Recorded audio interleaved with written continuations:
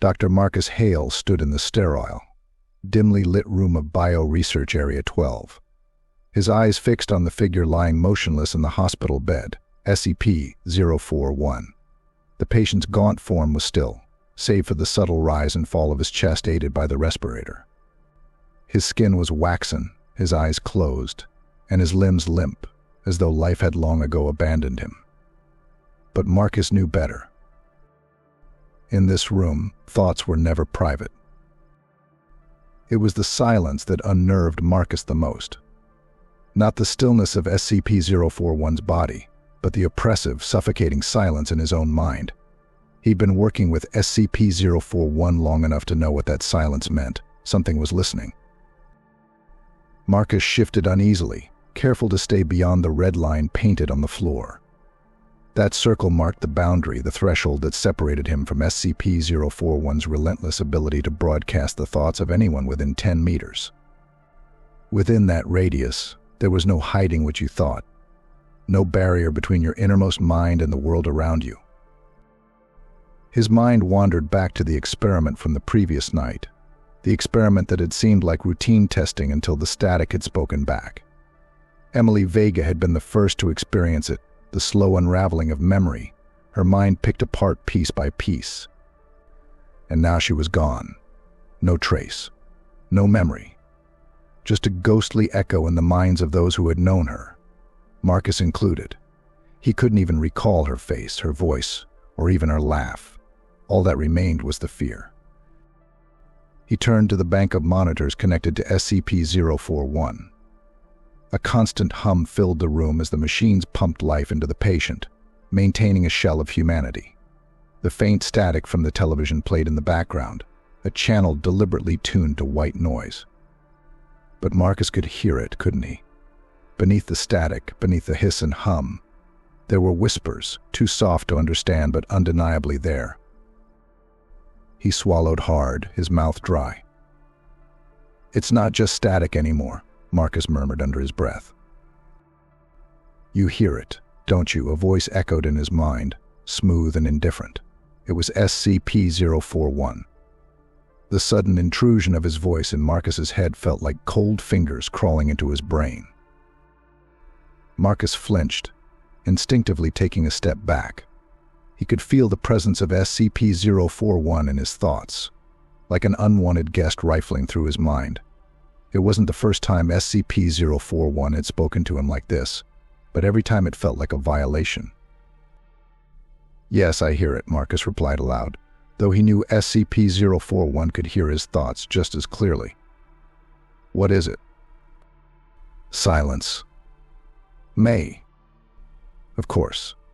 SCP-041 wasn't talkative by nature. He only spoke when it amused him or when he felt like playing mind games. For a moment, Marcus thought the exchange was over, but then the patient's voice returned, fainter now, like the whispers in the static itself. Something woke up. A shiver ran down Marcus's spine. He glanced at the door, almost expecting someone, or something, to step into the room, but it remained firmly shut. "What do you mean?" he asked, stepping just an inch closer to the boundary line. "You heard it. It's in the static. Always was." The lights overhead flickered, sending brief shadows dancing across SCP-041's still form. The monitors beeped steadily, but something felt off. Marcus's heart raced. He turned to check the equipment, but everything was normal. It was just his mind playing tricks on him. Or was it? "I need you to be more specific," Marcus demanded, his voice betraying his anxiety. "What is in the static?" SCP-041's mental voice chuckled, the sound dry and hollow in Marcus's mind. "Hungry." Marcus's throat tightened. The memory of Dr. Patel's wife, no, the twisted thing that had materialized, flashed in his mind. Was it connected to this? He couldn't shake the image of her disfigured form, her gaping mouth, the grotesque mockery of a human being she had become before vanishing back into nothingness. Manifestations, they had called them, but they were so much more. The whispers in the static were growing louder, like the slow build of a storm on the horizon. Marcus could almost make out fragments of sentences, disjointed, overlapping, incomplete. "Where is Emily?" Marcus whispered. He hadn't allowed himself to ask before. He hadn't wanted to know. "She's part of it now." SCP-041's voice slithered into his consciousness, like oil spreading over water. Her thoughts, her memories, they belonged to it. To him. Marcus's pulse quickened. Who is he? Another chuckle, darker this time. The one who feeds. The static on the television screen flickered. The images distorted for a moment, and Marcus swore he saw a shape form in the haze of black and white noise. A silhouette, featureless but unmistakably human. His breath hitched. It was watching. Without warning, the figure in the static jerked forward, a shadowy hand pressing against the screen as if it was trying to reach through. Marcus stumbled back, his heartbeat thundering in his ears. The room felt colder, the air heavier. "You woke him," SCP-041 whispered, the words dripping with malice and amusement. "Now he's feeding." The door behind Marcus creaked open, and he spun around, his heart pounding in his chest. It was Neil Carter, the security officer assigned to monitor the lab. His eyes were wide with concern. "You look pale," Neil said, stepping inside. "Are you?" Neil froze mid-sentence, his gaze drawn to the television. The shadow in the static was still there, its presence undeniable now. A figure, pulsing with the static, began to push through the screen, its body warping and twisting as it crossed into the physical world. "Oh God," Marcus whispered. The figure stepped into the room, a humanoid shape made entirely of flickering static and fragmented thoughts. It turned towards Neil first, head tilting as though studying him. Marcus saw it, saw the way Neil's expression went blank, his eyes glazing over. The static figure was siphoning something from him, something deep. Neil's jaw slackened, and a thin trickle of blood ran from his nose.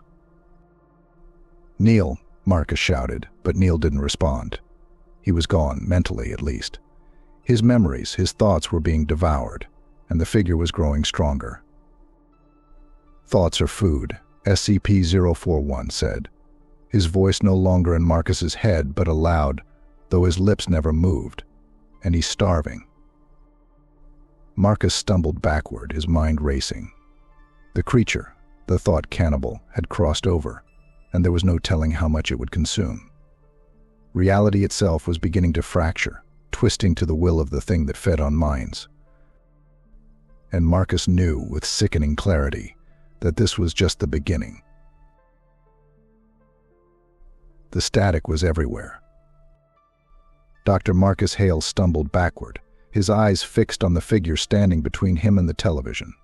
The shadowed entity, made of twisting and crackling noise, loomed over Neil, its head cocked to one side as though it were savoring something. Neil's face was still blank, his eyes unfocused, mouth slightly agape, as if frozen mid-scream, yet no sound escaped him. Blood continued to drip slowly from his nose, marking the slow erasure of his consciousness. Marcus's body refused to move. His legs felt like lead as the scene unfolded before him, his mind wrestling with the impossibility of it all. The Thought Cannibal was here, in the room, draining Neil of his memories, his very essence. Every breath Marcus took felt wrong, shallow, as if the air itself had been tainted by the creature's presence. Suddenly the static figure twitched. Its head snapped toward Marcus with a sharp, jarring movement that sent a jolt of icy terror through his chest. Its form shimmered and pulsed, the static growing louder, more chaotic, as though feeding off the rising fear in the room. Without thinking, Marcus darted to the other side of the containment chamber, his shoes squeaking on the linoleum floor. He fumbled with the equipment controls on the far wall, his fingers trembling as he glanced back toward Neil. But it was too late. The moment Marcus tore his gaze away, Neil collapsed to the floor, his body limp, as if he'd become a hollow shell. The figure stood still, as if absorbing the last remnants of Neil's thoughts, its body flickering in the dull, artificial light of the room. Then, with slow deliberation, it stepped toward Marcus. "Think, Marcus, think." His mind raced as he desperately searched for a solution. Shutting down the experiment wouldn't be enough. This thing wasn't just an anomaly, it was alive, a predator made of fractured thoughts and stolen memories. But how do you fight something like that? "Don't run," the voice of SCP-041 cut through the chaos, calm and cold in Marcus's mind. "It will only chase you faster." Marcus's pulse hammered in his ears, his hands slick with sweat as he gripped the edge of the console. "What is it? What do we release?" he hissed, his voice barely above a whisper. For a moment, the room was filled with the sound of static, an oppressive, enveloping noise that made it impossible to focus. The creature's form was getting closer, its faceless head turning, as if it could see his thoughts, hear his mind's every desperate calculation. "You've met him now." SCP-041's voice dripped with something akin to amusement. "He's always been there, waiting." Marcus clenched his jaw. He had no time for riddles. His eyes darted toward the door, but the thought of leaving Neil behind, what remained of him, made him hesitate. His friend had been reduced to nothing in a matter of moments, his thoughts wiped clean by the entity, but there was still a chance, wasn't there? Could Neil be saved? "Waiting for what?" Marcus's voice shook as he forced the words out. The static crackled, almost as if the creature were laughing. SCP-041 responded at last, for a mind strong enough to notice him. Marcus froze. A mind strong enough. Was it him?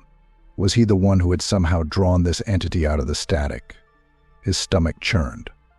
What had he done? "Why are you helping me now?" Marcus asked, his eyes never leaving the encroaching shadow. "You could have warned me before this all started." Silence. SCP-041's voice returned, distant and detached. "Why would I ruin the fun?" A sharp chill ran down Marcus's spine. SCP-041 wanted this to happen. He had let it happen. The patient had been passive for so long, lying in that bed, broadcasting thoughts to those unlucky enough to be nearby. But now, it was clear SCP-041 had been waiting. Waiting for the right experiment, for the right combination of minds, to unleash something far worse than anyone could have predicted. "You bastard," Marcus muttered, his knuckles white as he gripped the console. The figure was only a few feet away now, its body rippling with fragments of thoughts, half-formed sentences and disjointed images that flickered within its form. Marcus could feel it, the pull, the heavy drag of his own thoughts being sucked toward the creature. His vision blurred as memories swam to the surface. His first day at the Foundation, his father's funeral, the smell of rain on the pavement outside his childhood home, all mixing, merging, disintegrating into static. His mind screamed, desperate to hold onto these pieces of himself. A monitor to his right blinked suddenly, the screen flashing with garbled data as SCP-041's vitals spiked. Marcus tore his gaze from the creature, watching as the once flat lines danced erratically. SCP-041 was somehow connected to this thing, this Thought Cannibal. Their thoughts were intertwined. Marcus's breath caught in his throat. That's it. The creature wasn't just feeding randomly. It was following a pattern, connected to SCP-041's mind, using the patient's abilities as a conduit. The experiments with white noise had cracked the door open, and now the cannibal was loose. But SCP-041 was still the anchor. If Marcus could sever that connection, he might stand a chance at containing this nightmare. "Cut the noise," Marcus whispered, his fingers hovering over the console controls. "If I stop the broadcast, maybe I can." Suddenly, the figure lunged. Marcus barely had time to react as the room exploded with noise. The static blared from every corner, filling his ears with disorienting, chaotic sound, He dropped to his knees, his hands flying to his head as if he could physically block the sound from invading his mind. But it was no use. The figure was inside him now, worming through his thoughts, pulling them apart with a sickening, deliberate slowness. His childhood memories flickered before his eyes, his mother's face, smiling, then fading. The memory of her last words, distorted and warped until they no longer made sense. His hands shook violently, and the room spun. "You can't stop him." SCP-041's voice was louder now, echoing in Marcus's head. "He's part of me now, and soon he'll be part of you." Marcus gasped, his head pounding. He could feel it, the slow unraveling of his mind, each thought slipping away like sand through his fingers. He tried to focus, to cling to something, anything that could ground him, but the static was too loud, too invasive. The creature loomed over him, its form almost solid now, its fingers brushing the edges of his thoughts. It was feeding, drawing everything it could from him, but Marcus wasn't ready to give in. Not yet. With a final burst of adrenaline, Marcus slammed his hand down on the console, cutting the white noise broadcast. The static flickered, hesitated, and then the room fell silent. The figure paused, its form wavering as if suddenly disoriented. The static crackled weakly, the fragments of thought swirling within its body losing cohesion. Marcus, panting, stumbled to his feet. His mind was still foggy, his memories fractured, but he wasn't completely gone. He still had a chance. The Thought Cannibal flickered, a low growl rumbling from within its shifting mass. Marcus's heart hammered as he backed away, his eyes locked on the entity. It wasn't defeated, not by a long shot, but he had bought himself a moment. Just one moment to figure out how to survive the next.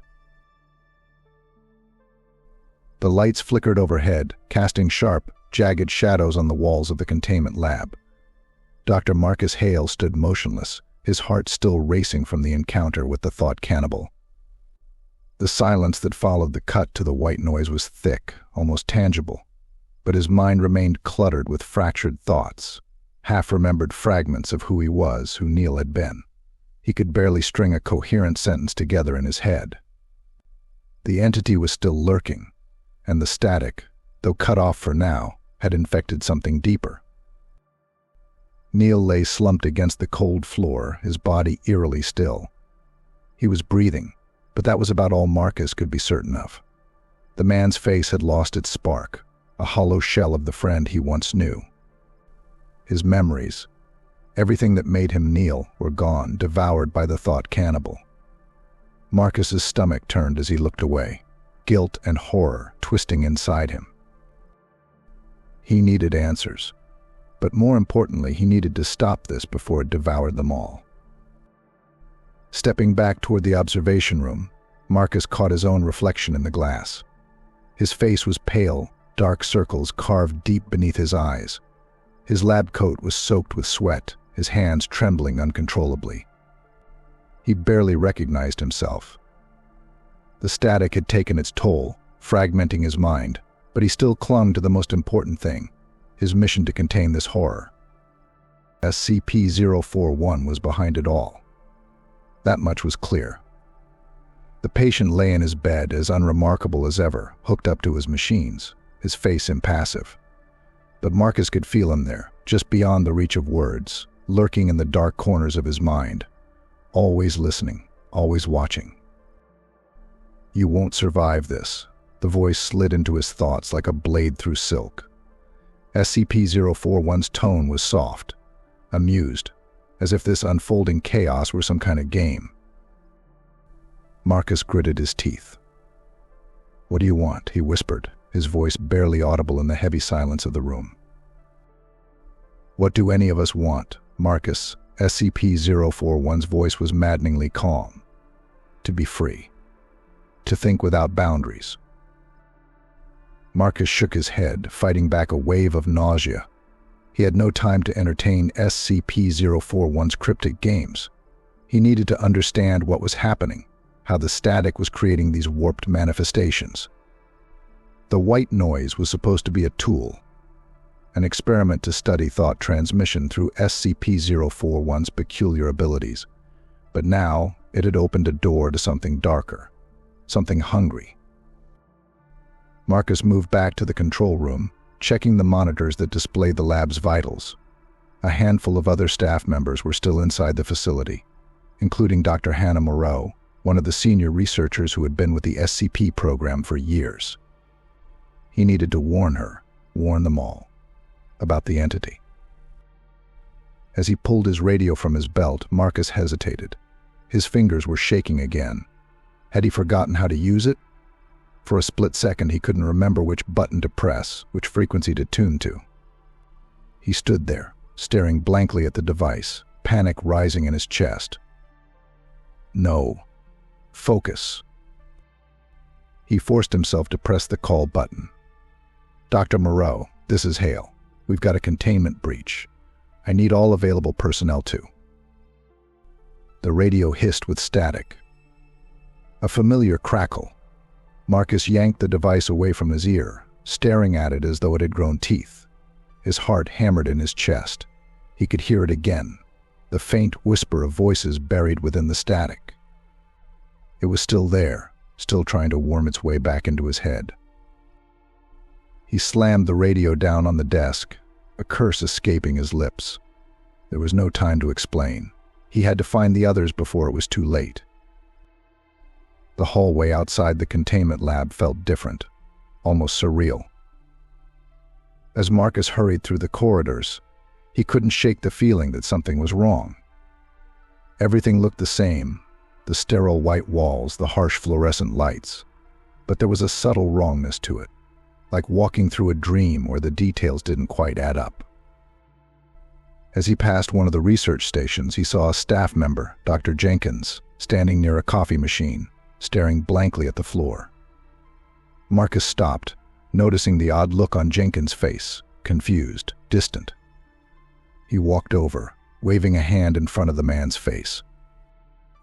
"Jenkins, are you all right?" Marcus asked, his voice shaky. Jenkins blinked, his brow furrowing. I don't," his voice trailed off, and his eyes darted around, panic setting in. What was I just doing? Marcus felt a cold sweat trickle down his spine. "You were getting coffee." Jenkins looked at the coffee machine, then back at Marcus, his confusion deepening. "I don't remember. I don't even drink coffee." He stumbled back, pressing a hand to his temple, as if trying to force his own mind to cooperate. Marcus's throat tightened. The Thought Cannibal was feeding. Jenkins had lost a piece of himself, something small, something seemingly insignificant, but it had been taken nonetheless. "I think you should sit down," Marcus said gently, but his voice betrayed the growing fear inside him. "Stay calm. I'll get help." Jenkins nodded absent-mindedly, sinking into a nearby chair. Marcus backed away, his heart racing. It was spreading faster than he'd realized. The Thought Cannibal was devouring them from the inside, bit by bit, erasing their minds. It didn't just consume memories, it consumed identity. He hurried down the hall, his breath coming in shallow gasps, the cold fingers of fear gripping tighter with every step. Dr. Moreau had to be warned. They had to shut down everything, seal off the facility before the entity escaped into the world beyond. By the time Marcus reached the central research hub, a crowd of staff members had gathered, most of them staring at their computer screens, or the equipment around them with the same vacant expressions he had seen on Jenkins. It was as though the static had gotten into their heads, scrambling their thoughts. Dr. Moreau stood in the center of the room, her arms crossed, deep in conversation with two other researchers. She didn't notice Marcus at first as he rushed over, breathless and frantic. "Hannah," Marcus called, his voice sharp. She looked up, her brow furrowing in surprise. "Marcus? What the hell is going on? Half the team can't remember what they're doing. Jenkins said you were in the containment lab when—" "It's the static," Marcus interrupted, glancing around to make sure no one else was listening too closely. "Something came through during the experiment. A creature. It's feeding off us. Off our thoughts. We have to shut it down. Now. Moreau's eyes narrowed in skepticism. A creature? Marcus, are you sure you haven't? A loud crash interrupted her, followed by a sharp scream. The group turned to see one of the junior researchers, Lisa Valdez, backing away from a workstation, her hands covering her mouth in shock.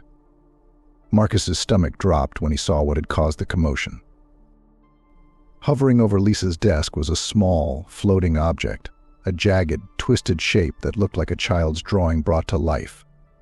It was a strange amalgamation of colors and lines, but as Marcus looked closer, he realized what it was. A toy. A toy he had forgotten about, his favorite as a kid. A model airplane. It was flickering in and out of existence, its shape unstable, like a thought half remembered and pulled from the depths of his mind. The static buzzed around it, distorting its edges. Moreau gasped. What the hell is that? Marcus stepped back, dread pooling in his stomach. It's my memory. Lisa's eyes were wide with terror. I don't understand. It just appeared, like it was pulled out of thin air. That's because it was, Marcus whispered, his voice hollow. Moreau's skepticism vanished, replaced by the chilling realization that Marcus was right. The Thought Cannibal wasn't just feeding, it was warping reality, pulling forgotten memories into existence, twisting them into something monstrous. We need to seal off this section, Marcus said, his voice hard with urgency, before it consumes everything. But even as he spoke, he knew the worst was yet to come. The atmosphere in the facility had grown thick with tension. Marcus could feel it seeping into his skin, into his thoughts. His heart hadn't stopped racing since the model airplane, a figment from his own forgotten memories, had flickered into existence. The walls seemed to breathe now, as if they too were caught in the distorted rhythm of the static that pulsed through the air. His colleagues were slipping, one by one. Minds that had once been sharp and focused were now adrift, lost in the fog of their own missing memories. The Thought Cannibal's presence was becoming undeniable, and the manifestations weren't just flickers anymore, they were becoming real. Marcus clenched his fists as he made his way down the hall toward the observation wing. He needed to understand the extent of the entity's reach, needed to know how far it had burrowed into their collective minds. But most of all, he needed answers from SCP-041. The patient, quiet, omnipresent, was the key. He had always been the key. As Marcus reached the observation room, he found Dr. Samir Patel standing near the viewing window, his hands gripping the railing so tightly his knuckles had gone white. The static-filled air buzzed faintly in the background, but Patel's breathing was louder, harsher, almost panicked. Samir, Marcus approached cautiously, his voice soft.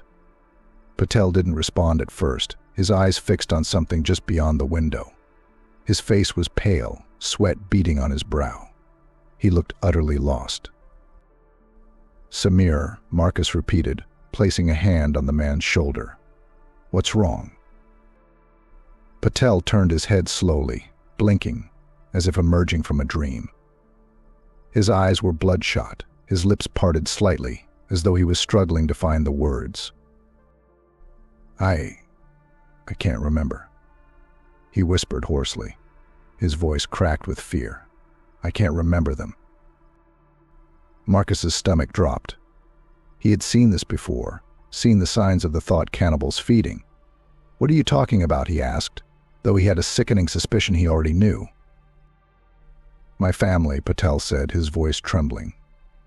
My wife, my kids. I was thinking about them, but now it's like they're gone. I can't remember their faces. I can't. His breath hitched, and his voice fell into a frantic whisper. I can't see them anymore. Marcus's pulse quickened. He felt a familiar chill spread through his body. The Thought Cannibal had fed on Samir, wiping away the memory of his family. But it wasn't just the erasure. It was what came next that terrified Marcus. We need to get out of here, Marcus said urgently, his voice dropping low. Right now. But before they could move, a deep, guttural sound rumbled through the air, a low, unnatural growl that reverberated through the walls. Marcus froze.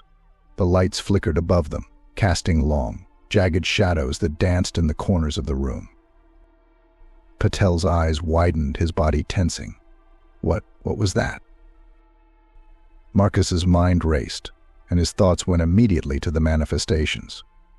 He remembered how the toy plane had briefly come to life, how something twisted and wrong had pulled it from his forgotten memories into the world. This was worse. Far worse. "Stay behind me," Marcus warned, pulling Patel back as he stepped toward the door. "Whatever happens, don't panic." But before he could take another step, something thudded against the observation window, a heavy, wet sound that made his blood run cold. Marcus turned slowly, his breath catching in his throat.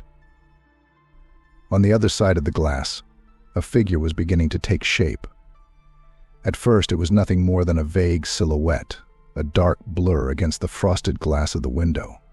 But as the seconds passed, it grew clearer, more defined. A face, twisted and grotesque, pressed against the glass. Its features were horribly distorted, as though it had been stretched and molded by a cruel hand. The skin was pale, grayish, with patches of flesh peeling away from its bones. Its eyes were wide and empty, its mouth hanging open in a silent scream. Marcus's heart slammed against his chest. The figure, it wasn't just any monster. It was her, or at least what was left of Samir's wife. The creature was a twisted version of her, born from the fractured memories that had been torn from Samir's mind. Patel's voice cracked. "No, no, no." The thing moved, its body jerking unnaturally as it pressed harder against the glass, leaving smears of dark, viscous fluid in its wake. Its limbs twitched, bending at odd angles, as if it were struggling to hold itself together. The air seemed to ripple around it, the static buzzing louder, more insistent. "Get back," Marcus shouted, grabbing Patel's arm and dragging him away from the window just as the creature slammed its grotesque body against the glass. The pain shuddered but held for now. Patel was hyperventilating, his eyes wide with horror. "It's her, Marcus. Oh God, it's her." The creature's face contorted, its lips pulling back into a grotesque grin. The memories it had been twisted from were incomplete, warped beyond recognition, but the faint remnants of Samir's love for his wife had somehow taken root in this thing's horrifying form. It was both familiar and utterly alien, a monster born of fragmented thoughts. "Patel, listen to me," Marcus snapped, forcing the man to look at him. "That thing is not your wife. It's a manifestation, a distortion. You have to stay focused. It's feeding off your panic." But it was too late. The creature screeched, a high-pitched, inhuman sound that cut through the air like a blade. Its body smashed against the glass again, harder this time, spider-webbing cracks spreading across the surface. The lights above them flickered again, dimming as the static in the air thickened. Marcus could feel it closing in, feel the pull of the entity's hunger as it latched onto their thoughts, warping reality around them. The Thought Cannibal was feeding. The glass gave way with a shattering crash. The creature burst through the window, its twisted body writhing as it landed in the room. The smell of rot and decay filled the air, and Marcus staggered back, pulling Patel with him as the thing slithered toward them. Its misshapen arms reached out, its fingers curling like claws. "Move," Marcus shouted, shoving Patel toward the door. But Patel was frozen in place, his eyes locked on the creature. Tears streamed down his face. She's. The creature lunged. Marcus grabbed Patel by the arm and yanked him back, just as the creature's claws slashed through the air where he had been standing. It moved faster than its broken, warped body should have allowed, driven by the raw, unbridled hunger of the Thought Cannibal. They stumbled into the hallway, slamming the door behind them. The creature screeched again, the sound muffled by the thick steel door. But Marcus knew it wouldn't hold for long. Patel was sobbing now, his mind unraveling. The Thought Cannibal had done its damage, tearing apart his memories and twisting them into something monstrous. "We have to go," Marcus said, gripping Patel's shoulders and forcing him to meet his gaze. "You need to focus, Samir. That thing, whatever it is, it's not real. It's a manifestation of your memories. You can fight this." Patel's breathing was ragged, his eyes wild with fear. "But I..." The door rattled violently, and Marcus's grip tightened. "We don't have time. We need to get out of here. Now." Without waiting for a response, Marcus pulled Patel down the hall, the sound of the creature's screeches echoing behind them. The air buzzed with static, growing louder with every step. Marcus could feel it pressing against his mind, trying to worm its way in, trying to make him forget. But he wouldn't forget. He couldn't. The Thought Cannibal was growing stronger, and if they didn't stop it soon, there would be no coming back. The hum of the static had become unbearable. Marcus sat hunched over his desk, staring at the reams of data flashing across his computer screen. His fingers hovered over the keyboard, but his mind couldn't keep up. Thoughts slid through his head like water slipping between his fingers, fleeting and elusive. The static seemed louder now, almost like a presence in the room, buzzing at the edges of his consciousness.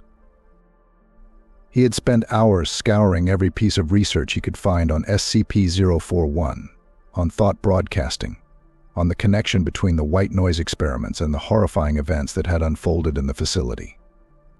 But it all led back to the same unsettling conclusion: the static wasn't just noise, it was a gateway, and it had let something through.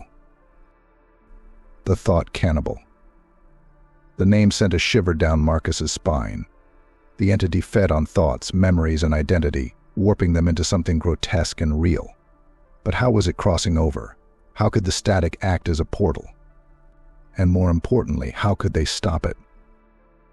He rubbed his temples, fighting off the ever-present headache that had grown worse with every passing hour. His thoughts felt heavy, slow, like his brain was wading through molasses. The more he dug into SCP-041's abilities, the more it felt like the cannibal was creeping into his mind, lurking just beyond his reach, ready to pounce the moment he let his guard down. "I know you're there," Marcus muttered under his breath, his eyes flicking to the live camera feed of SCP-041's containment room. The patient lay motionless, the machines keeping his body alive whirring softly in the background. But Marcus could feel it, the ever-present awareness that SCP-041 knew about the cannibal, knew how it was feeding, knew more than anyone else did. Yet, he wouldn't speak. Not directly. Marcus tapped a few keys on his keyboard, bringing up the audio logs from past experiments. He replayed the moment from the last night's broadcast, the point where the static had shifted, where something in the white noise had changed, and the cannibal had seeped through. There was no doubt now the static had acted as a bridge, a liminal space between reality and something else. The more it fed, the more it could cross over, turning thoughts into flesh. He paused the audio, staring at the jagged waveforms on the screen. The sound had changed right when Emily had gone missing, and the manifestations had followed soon after. It's getting stronger.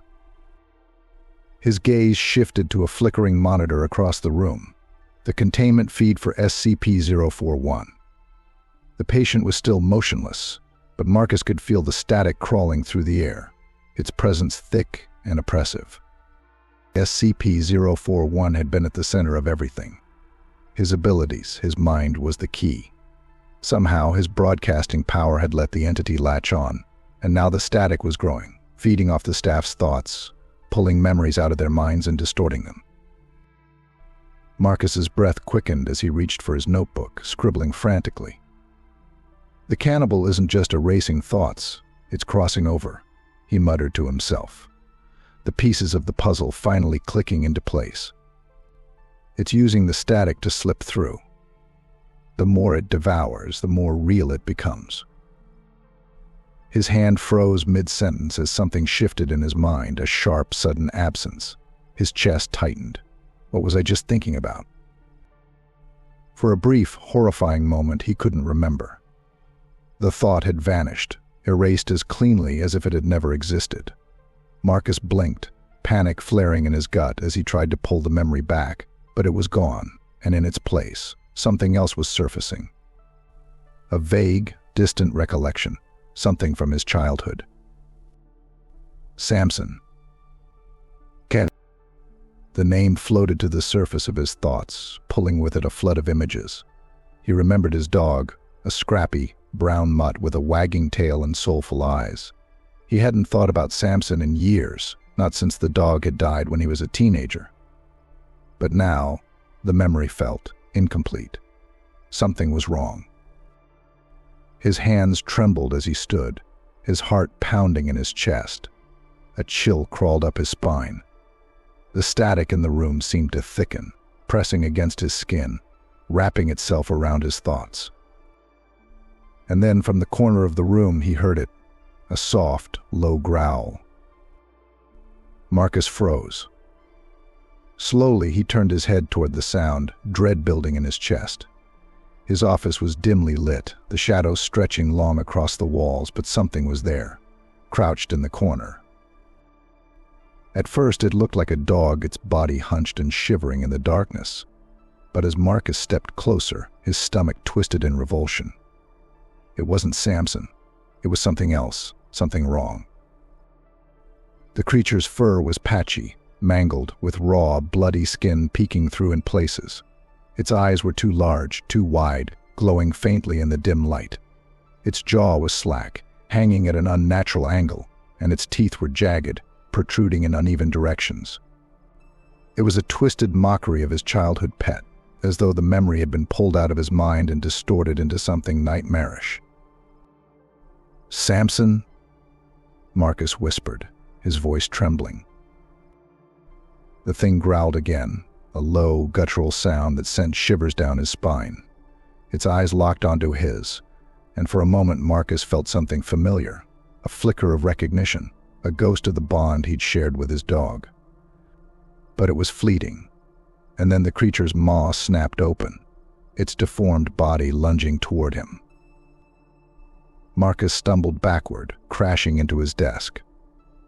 The thing's claws scraped against the floor as it charged, its jaws snapping at the air, teeth clicking together with a sickening clack.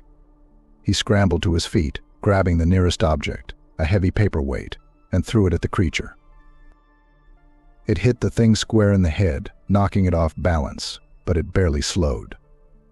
The creature recovered quickly, its body twitching and spasming as it advanced, its eyes wild and hungry.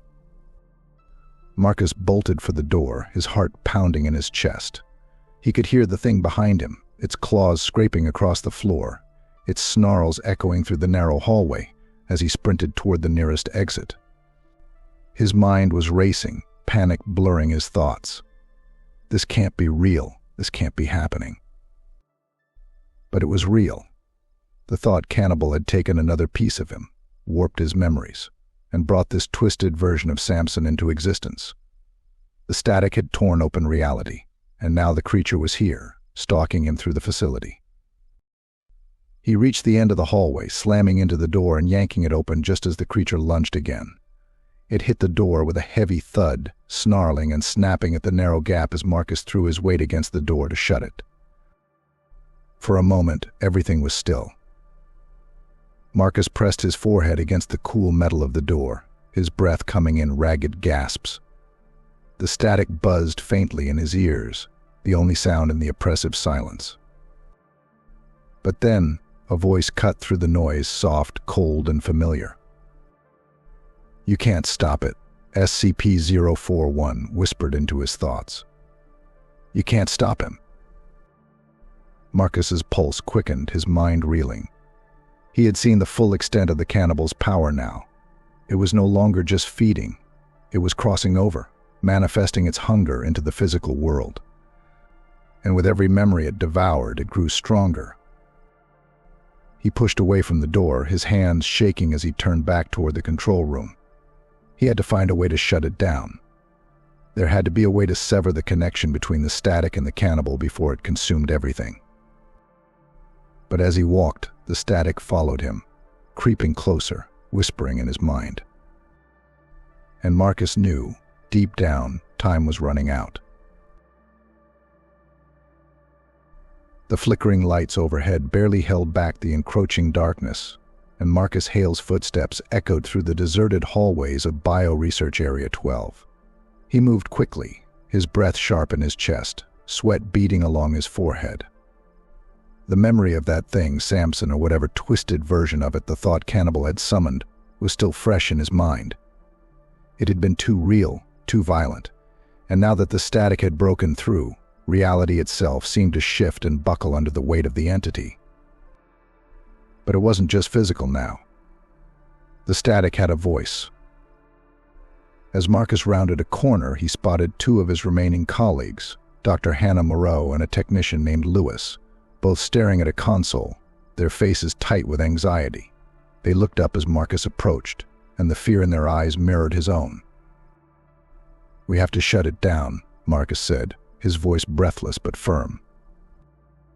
Hannah shook her head. "We've tried. The static, it's not following any of the usual protocols anymore. It's acting like." "A mind of its own," Lewis finished, his voice shaky. "The systems aren't responding." Marcus swore under his breath. He had feared as much. The static had taken on a sentience, a malevolent presence that seemed to be everywhere, all at once. And now, it was communicating.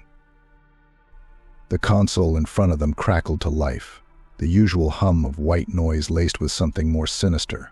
Beneath the static, fragments of voices slipped through, a patchwork of thoughts and memories that didn't belong to any of them. The sound was faint at first, barely more than a whisper. "Can't remember. Lost. So hungry." Thoughts slipping. Marcus felt the hairs on the back of his neck rise. The voices weren't just random, he recognized them. They were the thoughts of the people the cannibal had already consumed: Emily, Neil, Jenkins. Their disjointed words were like echoes, lost in the void but somehow still clinging to the static. Lewis backed away from the console, his face pale. "What the hell is it?" Marcus swallowed hard. "It's the Thought Cannibal. It's not just feeding, it's becoming aware. It's using the static to talk." Hannah stared at the screen, her expression tight with fear. "So what do we do? If we can't shut down the static?" "We can still try to isolate it," Marcus said. But even as the words left his mouth, doubt gnawed at him. He wasn't sure if they could stop it at all. The entity was growing stronger with every memory it consumed, and the static, it had become the cannibal's voice, an extension of its mind. Just then, the static shifted again, the voices rising in pitch. But this time, something new emerged from the noise. A low, guttural voice, distinct, deliberate, cut through the chaos. It was no longer the fragmented thoughts of the consumed. This was something else. Something sentient. "I know you, Marcus." The words hit him like a physical blow. The voice was cold, slick like oil, and it slithered through his mind with a familiarity that made his skin crawl. His pulse quickened, a deep sense of dread creeping through his veins. You're listening," Marcus stammered, his throat dry. He could barely believe it. The cannibal wasn't just feeding on thoughts, it was speaking directly into his mind. "I've always been listening," the voice replied, the static around them pulsing in rhythm with the words. "And now I see you. I see everything." Marcus's vision blurred for a moment, memories flashing before his eyes, memories that weren't his. The cannibal was pushing into his thoughts, sifting through them like pages in a book. He saw glimpses of the people it had devoured, their memories mixed with his own, bleeding together until he couldn't tell where one ended and the other began. Lewis stepped forward, his face twisted in horror. "Who was that?" "It's him," Marcus whispered. His voice wavered as he spoke, the realization sinking in. The cannibal. It's fully aware now. It's been watching, feeding, and now it's awake. The static crackled again, louder this time, almost as if it was laughing. The cannibal's voice twisted through the noise, mocking them. "You can't stop me. I will consume everything, everyone." The lights overhead flickered, the air growing colder, thicker with the weight of the entity's presence. Marcus could feel it now, pressing against his mind, clawing at the edges of his consciousness. It was so close, too close. Hannah's voice was sharp with urgency. "Marcus, what are we dealing with here? What is it?" Marcus turned toward her, his hands shaking. "It's not just feeding on memories, it's crossing over. The more it consumes, the more real it becomes. It's not just in our heads anymore, it's here, in the static. And if we don't stop it..." He didn't need to finish the sentence. They all knew what would happen if the cannibal crossed fully into their world. It would devour everything. Every thought, every memory, every person. And it was getting closer to that goal with every passing second. The console sparked again, and the cannibal's voice returned, louder, more insistent. "Your thoughts, they're mine now. Your memories, all of them. You will forget, and then you will become part of me." Marcus staggered back, clutching his head as the voice drilled deeper into his mind. He could feel it, burrowing through his memories, pulling at the fabric of his identity. His childhood, his friends, his work, it all flickered in his mind, fragile and vulnerable to the entity's grasp. "You won't take them," Marcus yelled, his voice raw with defiance. "You won't take me." But the static only laughed. "I already have." Suddenly Marcus felt a sharp, searing pain in his head, a memory being pulled from him with brutal force. He gasped, his vision swimming as he tried to hold on to it, but it slipped away too quickly. Something important, something precious, it was gone. He fell to his knees, his breath coming in ragged gasps as he fought to keep his mind together. But the static was louder now, deafening, and the cannibal's voice was everywhere, swirling through the facility, its hunger insatiable. Hannah and Lewis rushed to his side, but Marcus barely heard them over the roar of the cannibal's voice in his head. "You will all forget, and then you will all belong to me." The words echoed in his skull, the weight of them crushing. Marcus struggled to his feet, clutching the edge of the console for support. He had to fight back. Somehow they had to stop this thing before it consumed them all. "Shut down the remaining systems," Marcus gasped, his voice strained. "Cut the power. Cut everything." Lewis hesitated, his fingers hovering over the controls. "But if we shut everything down, we lose containment. SCP-041. SCP-041 is the source," Marcus snapped, his desperation breaking through. "It's using SCP-041's abilities to broadcast itself. We have to cut it off." Hannah didn't wait for further explanation. She slammed her hand down on the emergency power override, and the lights throughout the facility flickered, dimming as the hum of machinery powered down. For a moment, the static faltered, the cannibal's voice fading. But then, the air grew heavy again, and Marcus realized the awful truth.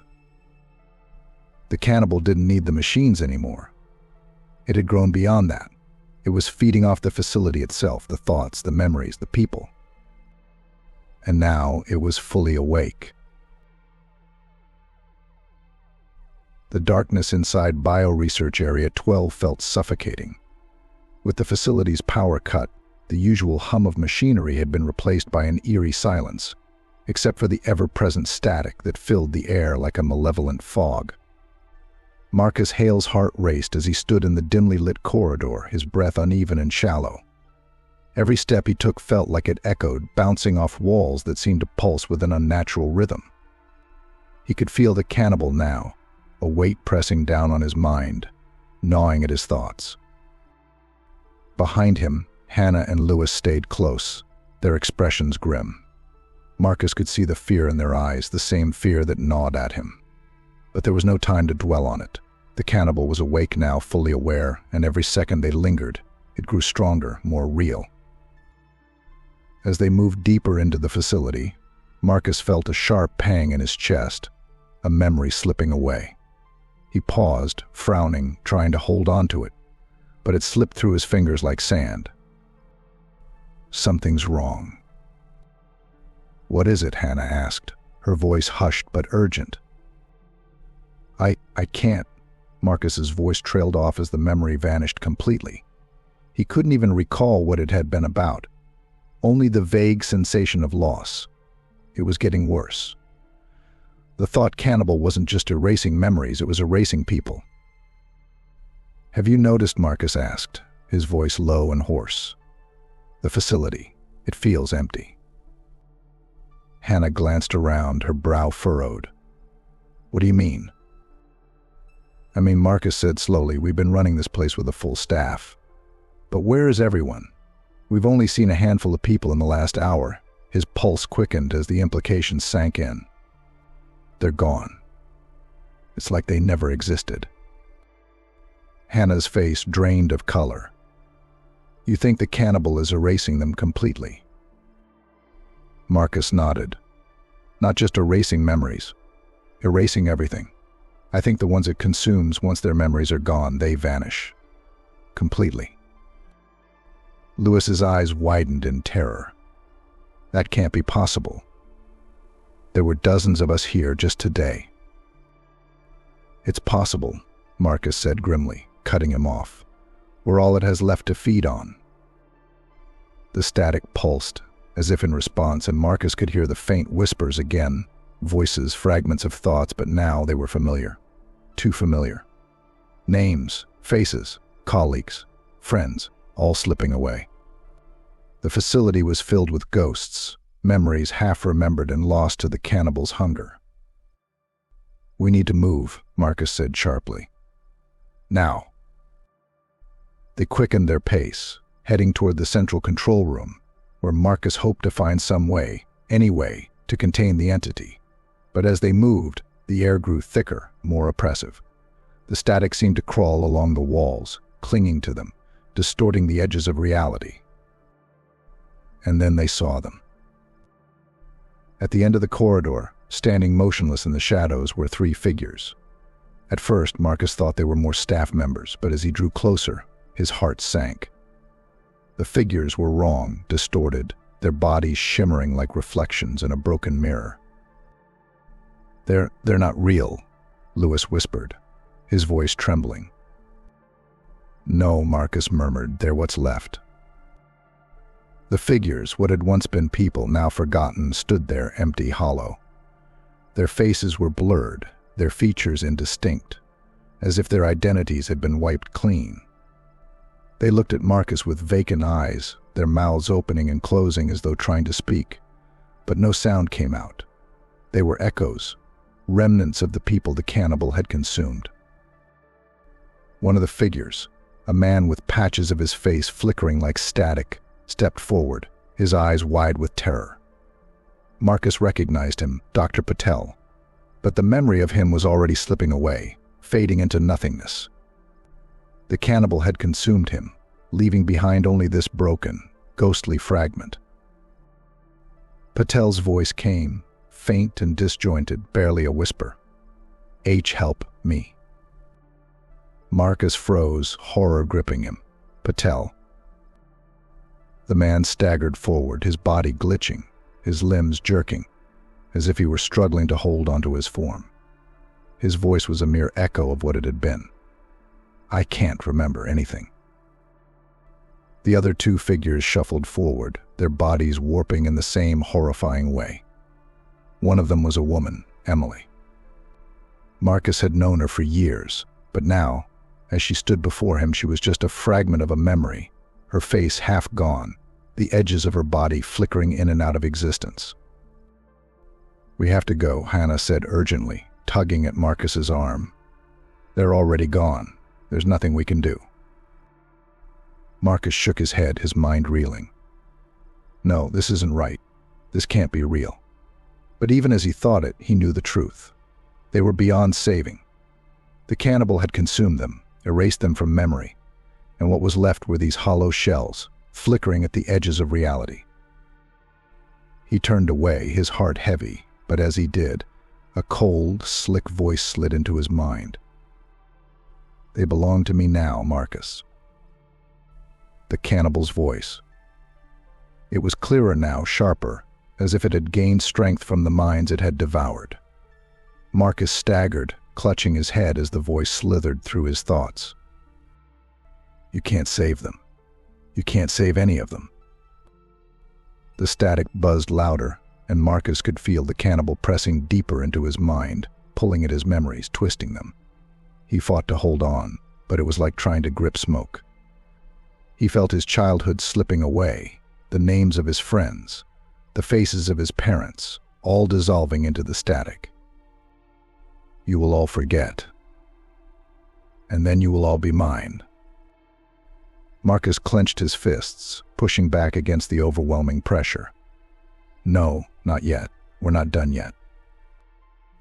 The air crackled with energy, the walls of the facility warping and bending as the cannibal's influence grew. But Marcus wasn't ready to give in. Not yet. He still had one last plan. We need to get to the containment chamber, Marcus said through gritted teeth. We can't shut the static off, but maybe we can trap it. If we can isolate SCP-041, we might be able to sever the connection. Hannah nodded, though fear was etched across her face. And if it doesn't work? Marcus didn't answer. He couldn't.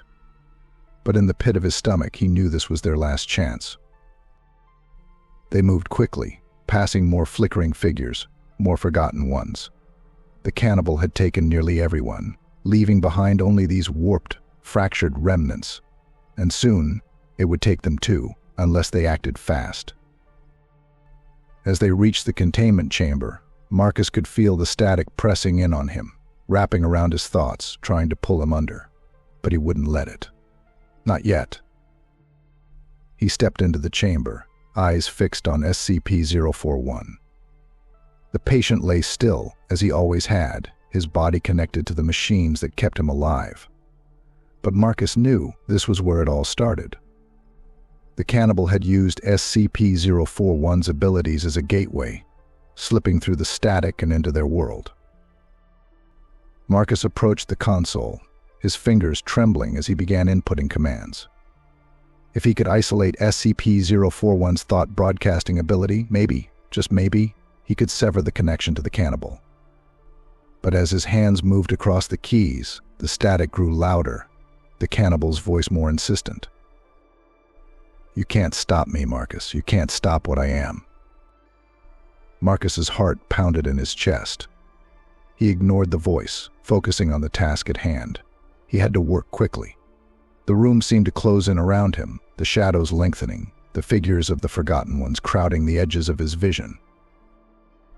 And then, just as Marcus hit the final command, the cannibal's voice hissed in his mind, its presence cold and venomous. You will be forgotten. The lights flickered, and Marcus felt something snap inside his head, something important. A name, a face, gone. He couldn't remember whose. But it didn't matter. With a final, desperate motion, Marcus activated the isolation protocol. The chamber filled with a deafening hum as the machines kicked into overdrive, SCP-041's vitals spiking as the containment systems tried to shut down the broadcast. The static crackled violently, and for a moment the cannibal's voice screamed in rage, its presence weakening. Marcus collapsed to his knees, gasping for breath. It wasn't over. But they had bought themselves a little more time. Just a little. Lie. The hum of the containment systems echoed through the chamber, a steady rhythm that contrasted sharply with the chaos unfolding in Marcus Hale's mind. Kneeling on the cold floor, his breath coming in ragged bursts, he fought to gather his thoughts, but the static was relentless. It scraped against the edges of his consciousness, dragging his memories to the surface, threatening to pull them apart. He had bought them time, barely, but the Thought Cannibal wasn't finished. It was never finished. Behind him, Hannah and Lewis hovered anxiously, their faces bathed in the flickering light of the containment protocols.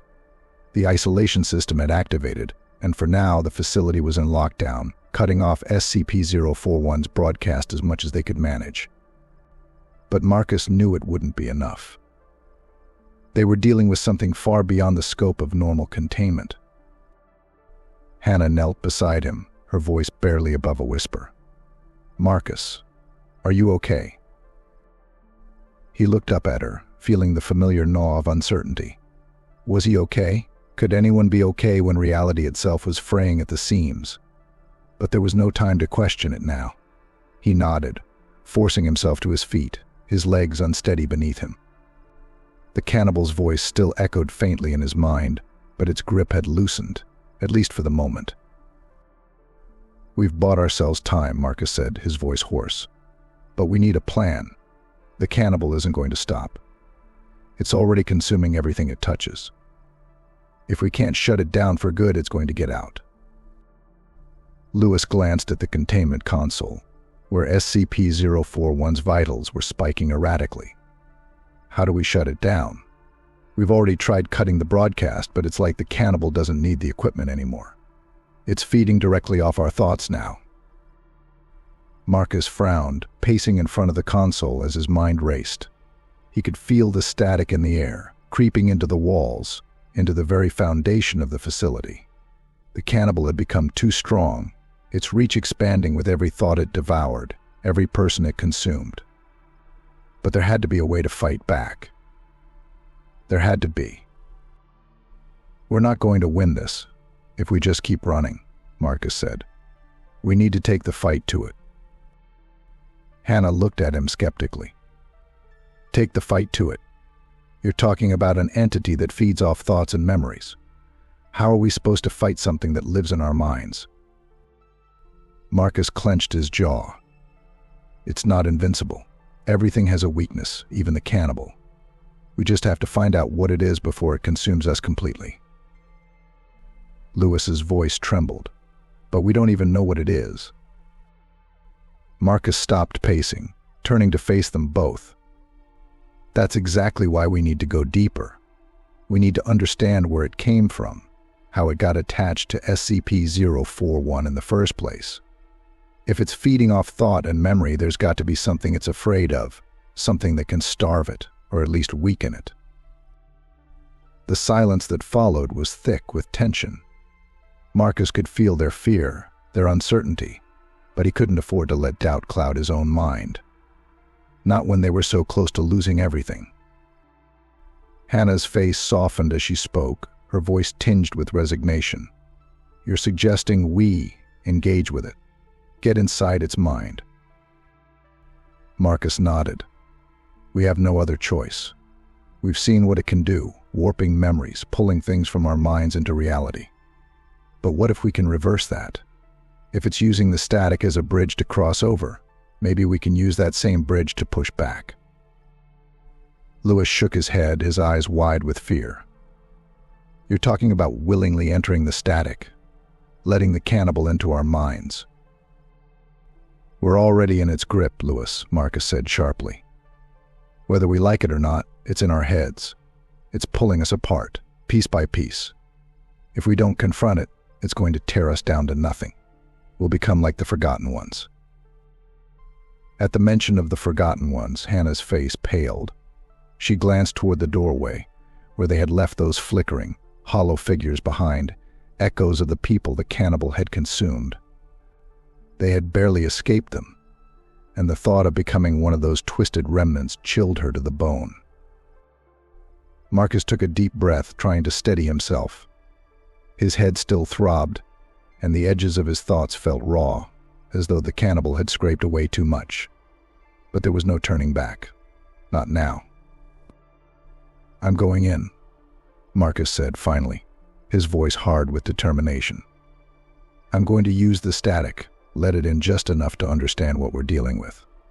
If I can find the core of the cannibal, find its true source, we might have a chance to sever it from our reality. Hannah reached for his arm, her grip tight. Marcus, are you sure? You saw what it did to Patel, to the others. If you let it in, even a little bit, it might take everything. Marcus met her eyes, his expression resolute. It's already taking everything, Hannah. This is the only shot we've got. She released his arm reluctantly, her face a mixture of fear and reluctant understanding. She knew he was right, but that didn't make the choice any easier. Fine, she said, stepping back. But we're not letting you do this alone. Marcus nodded, grateful for the support. I'll need you to monitor the containment systems. If it looks like the cannibal is starting to overpower me, cut the feed immediately. Don't let me go too deep. Hannah's eyes were full of concern, but she nodded. We'll pull you out before it's too late. Lewis hovered by the console, his hands trembling as he worked to recalibrate the systems. We'll keep the isolation up as long as we can, but the cannibal's already in the walls, Marcus. If it senses what you're doing, it might try to push through. Marcus steeled himself. Then we'll just have to hope I find it before it finds me. He positioned himself in front of the control panel, taking a deep breath. The static buzzed softly in the background, a constant reminder of the entity lurking just beyond the threshold. With a flick of a switch, he activated the feed, and the room was immediately filled with the familiar hiss of white noise. It swirled around him, laced with faint whispers and fragments of lost thoughts. For a moment, nothing happened. The static remained distant, like a storm on the horizon. But then, slowly, it began to shift. Marcus felt it, an unmistakable pull on his mind, a subtle pressure that pressed against his thoughts, drawing him closer to the edge of something vast and terrible. He closed his eyes, letting the static wash over him. He could feel it now, crawling through his brain, searching, probing. The cannibal's presence was there, just beneath the surface, whispering in the darkness. You think you can stop me? The voice slithered into his thoughts, cold and mocking. Marcus's pulse quickened, but he fought to remain calm. He couldn't let fear distract him. I see you, Marcus. The cannibal's voice was louder now, more insistent. I know everything about you. I've seen your memories, your thoughts. They're mine now. All of them. Marcus gritted his teeth, pushing back against the pressure. You're not taking me. Oh, but I already am. The static pulsed violently, the air around him thickening with its presence. Soon you will forget. You will be nothing. Just like the others.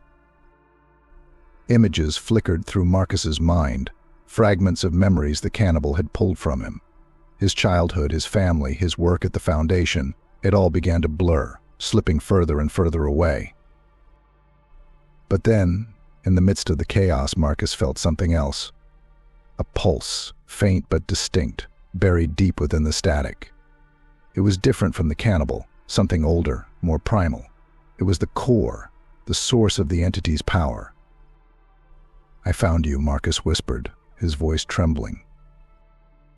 The cannibal's voice hissed with anger. No. Before Marcus could react, the static surged, slamming into his mind with a force that nearly knocked him off his feet. His vision blurred, and the world around him dissolved into a whirlwind of noise and light. You will not win, the cannibal screamed, its voice shrill and desperate. But Marcus held on, clinging to the faint pulse he had sensed within the static. He had found the cannibal's core, its heart. Now he just had to sever it. With one final desperate push, Marcus reached into the static, his mind locking onto the source of the entity's power. And then, with a surge of adrenaline, he tore it free. The static exploded around him, a blinding flash of light and sound that sent him reeling. He collapsed to the floor, gasping for breath, his vision swimming. And then, Everything went still. The world snapped back into focus with a violent jolt. Marcus Hale gasped, his lungs burning as if they had been starved for air. His hands clawed at the cold, slick floor of the containment room, his mind still spinning from the assault. The static had vanished, leaving behind a suffocating silence, broken only by the dull hum of the remaining machinery.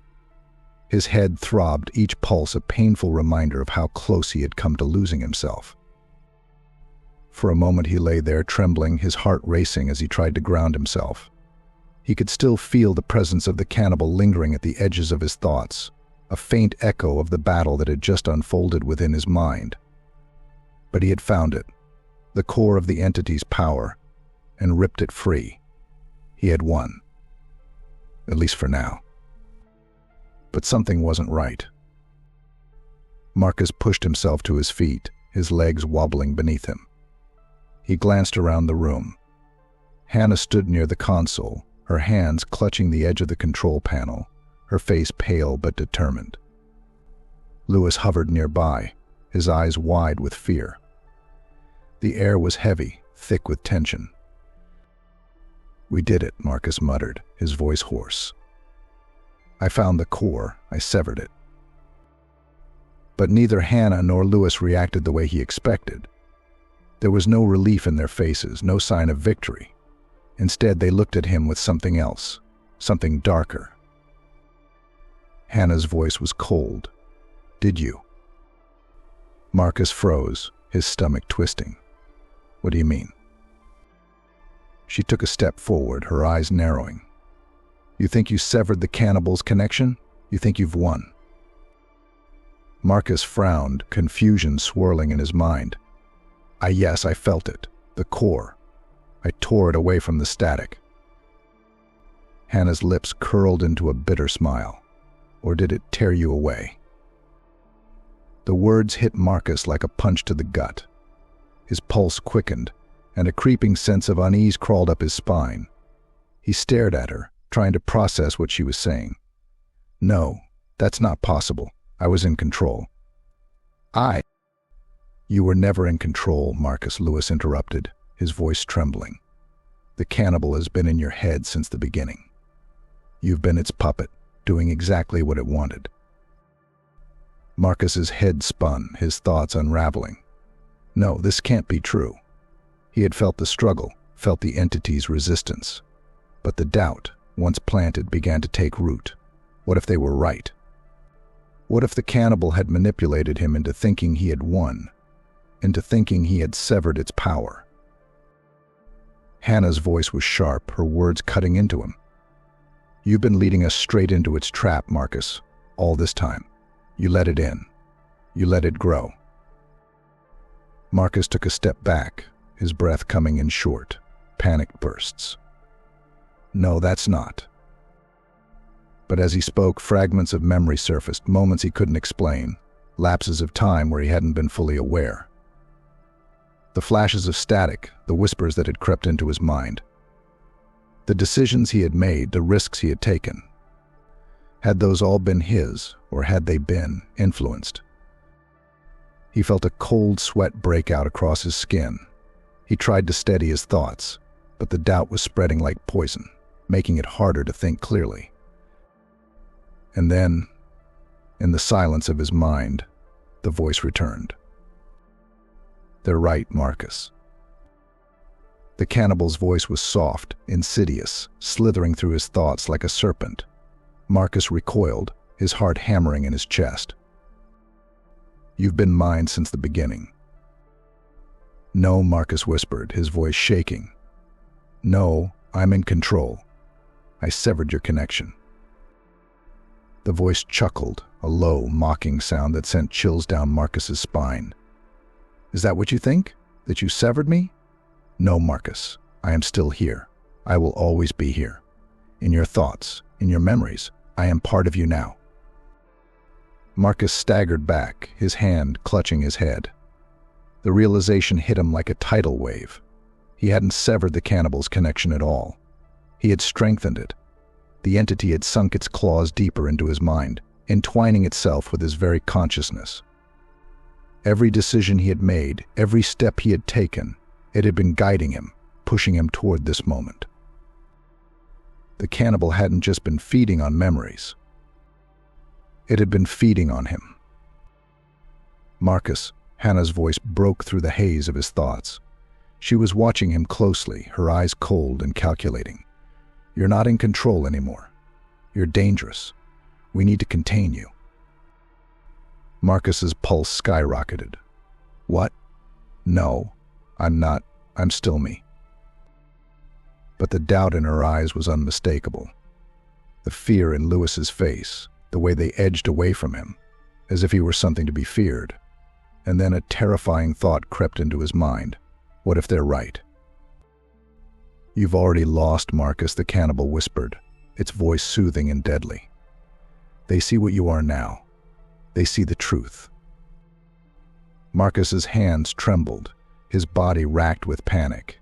He couldn't let them contain him, not when he was so close to finding a way to stop this. But the more he tried to push back, the more the cannibal's voice tightened its grip around his thoughts. Hannah reached for the radio clipped to her belt. "We have to isolate him. If the cannibal has full control of his mind, we can't risk." "No," Marcus screamed, lunging forward before he even realized what he was doing. His hand knocked the radio from Hannah's grip, sending it skittering across the floor.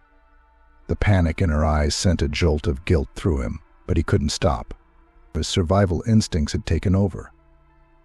The cannibal was pushing him now, pulling the strings. "Stop," Lewis shouted, grabbing for him, but Marcus was faster. He shoved him back, his movements quick and erratic, as if he were driven by some unseen force. It wasn't him anymore. He could feel the cannibal guiding his actions, twisting his will. "Marcus, don't do this," Hannah pleaded, her voice breaking with fear. "I have to stop it," Marcus cried, his voice desperate. But the words sounded hollow, like someone else was speaking through him. Hannah's hand darted to the console, her fingers moving with practiced efficiency. "I'm sorry, Marcus," she whispered. "I can't let you do this." Before Marcus could react, she hit a button, and the containment field around SCP-041's chamber surged to life, the lights flaring bright before the room plunged into darkness. Marcus felt a searing pain in his mind, as though something had been ripped away from him. He collapsed to his knees, clutching his head as the static roared back into his thoughts, louder and more vicious than before. "You will betray them all," the cannibal whispered, its voice wrapping around his mind like a vice. "You will betray them because you are mine."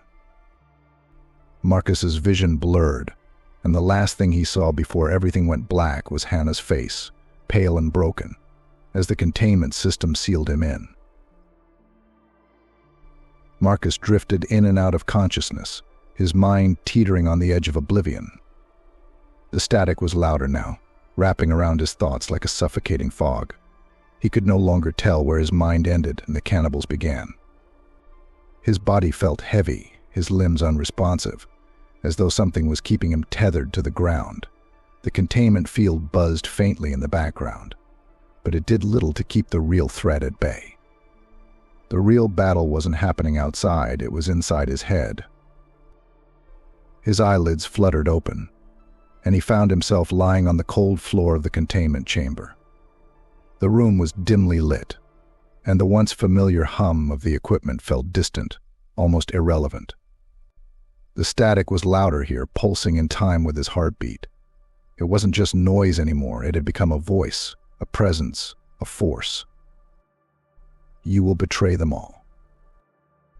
The words echoed in his mind, a cruel taunt that tightened like a noose around his thoughts. He wanted to scream, to fight back, but he didn't even know where to start. The cannibal had rooted itself deep inside him, feeding on his memories, twisting them, making him question every decision, every action. Was any of it real? Was any of it his? Marcus tried to sit up, but the moment he moved, pain shot through his head, sharp and blinding. He groaned, pressing his palms to his temples as if that could somehow keep the cannibal at bay. but it was no use. The entity was inside him now, feeding on everything he was, everything he had been. Hannah's face flashed through his mind, her look of betrayal as she sealed him in the chamber. He had tried to stop it, tried to show them that he was still in control, but the cannibal had pushed him too far. They didn't trust him anymore. They couldn't. And now he was alone, locked away with the very thing that was tearing him apart. "She was right to fear you," the voice hissed. "You've already lost. You've been mine since the beginning." "No," Marcus whispered, his voice hoarse, barely audible. "I can still fight." "Fight what?" The cannibal's voice was mocking now, full of dark amusement. "Your thoughts are mine, Marcus. Your memories, your fears, your hopes. I've devoured them all.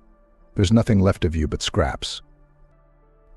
Marcus squeezed his eyes shut, trying to block out the voice, but the images came anyway. Images of his childhood, his parents, his time at the Foundation, all dissolving into static. Faces became blurred, names slipped away, leaving behind a cold emptiness that the cannibal eagerly filled. It was feeding, growing stronger with each passing second, and Marcus could feel himself slipping further into its grasp. But somewhere deep inside him, a spark remained. It wasn't much, just a flicker of resistance, but it was enough to keep him grounded, to remind him of who he was. He couldn't let the cannibal win. He wouldn't. With a tremendous effort, Marcus forced himself to his feet. His legs wobbled beneath him, his vision swam, but he stayed upright. He had to keep moving, had to stay conscious, or the cannibal would consume him completely. As he stumbled toward the console in the corner of the room, the cannibal's voice grew louder, more insistent. "You think you can stop me? You think you can fight me? You are nothing, Marcus. Nothing but a vessel from my hunger." Marcus ignored the voice, his fingers fumbling over the buttons on the console. His mind was foggy, disjointed, but he still remembered enough to know what he needed to do. He had to reach Hannah, had to convince her that he was still himself, that he could still help. If he could isolate SCP-041 further, there was still a chance to weaken the cannibal, to stop its advance. The screen flickered to life, and Marcus blinked against the harsh light. His fingers moved clumsily over the keyboard, inputting commands with a shaking hand. He needed to override the containment protocols, to reach the others. He couldn't do this alone. The screen blurred, and for a moment he thought he had succeeded. But then, the static surged, overwhelming the system, and the words on the screen dissolved into meaningless noise. "I told you," the cannibal whispered.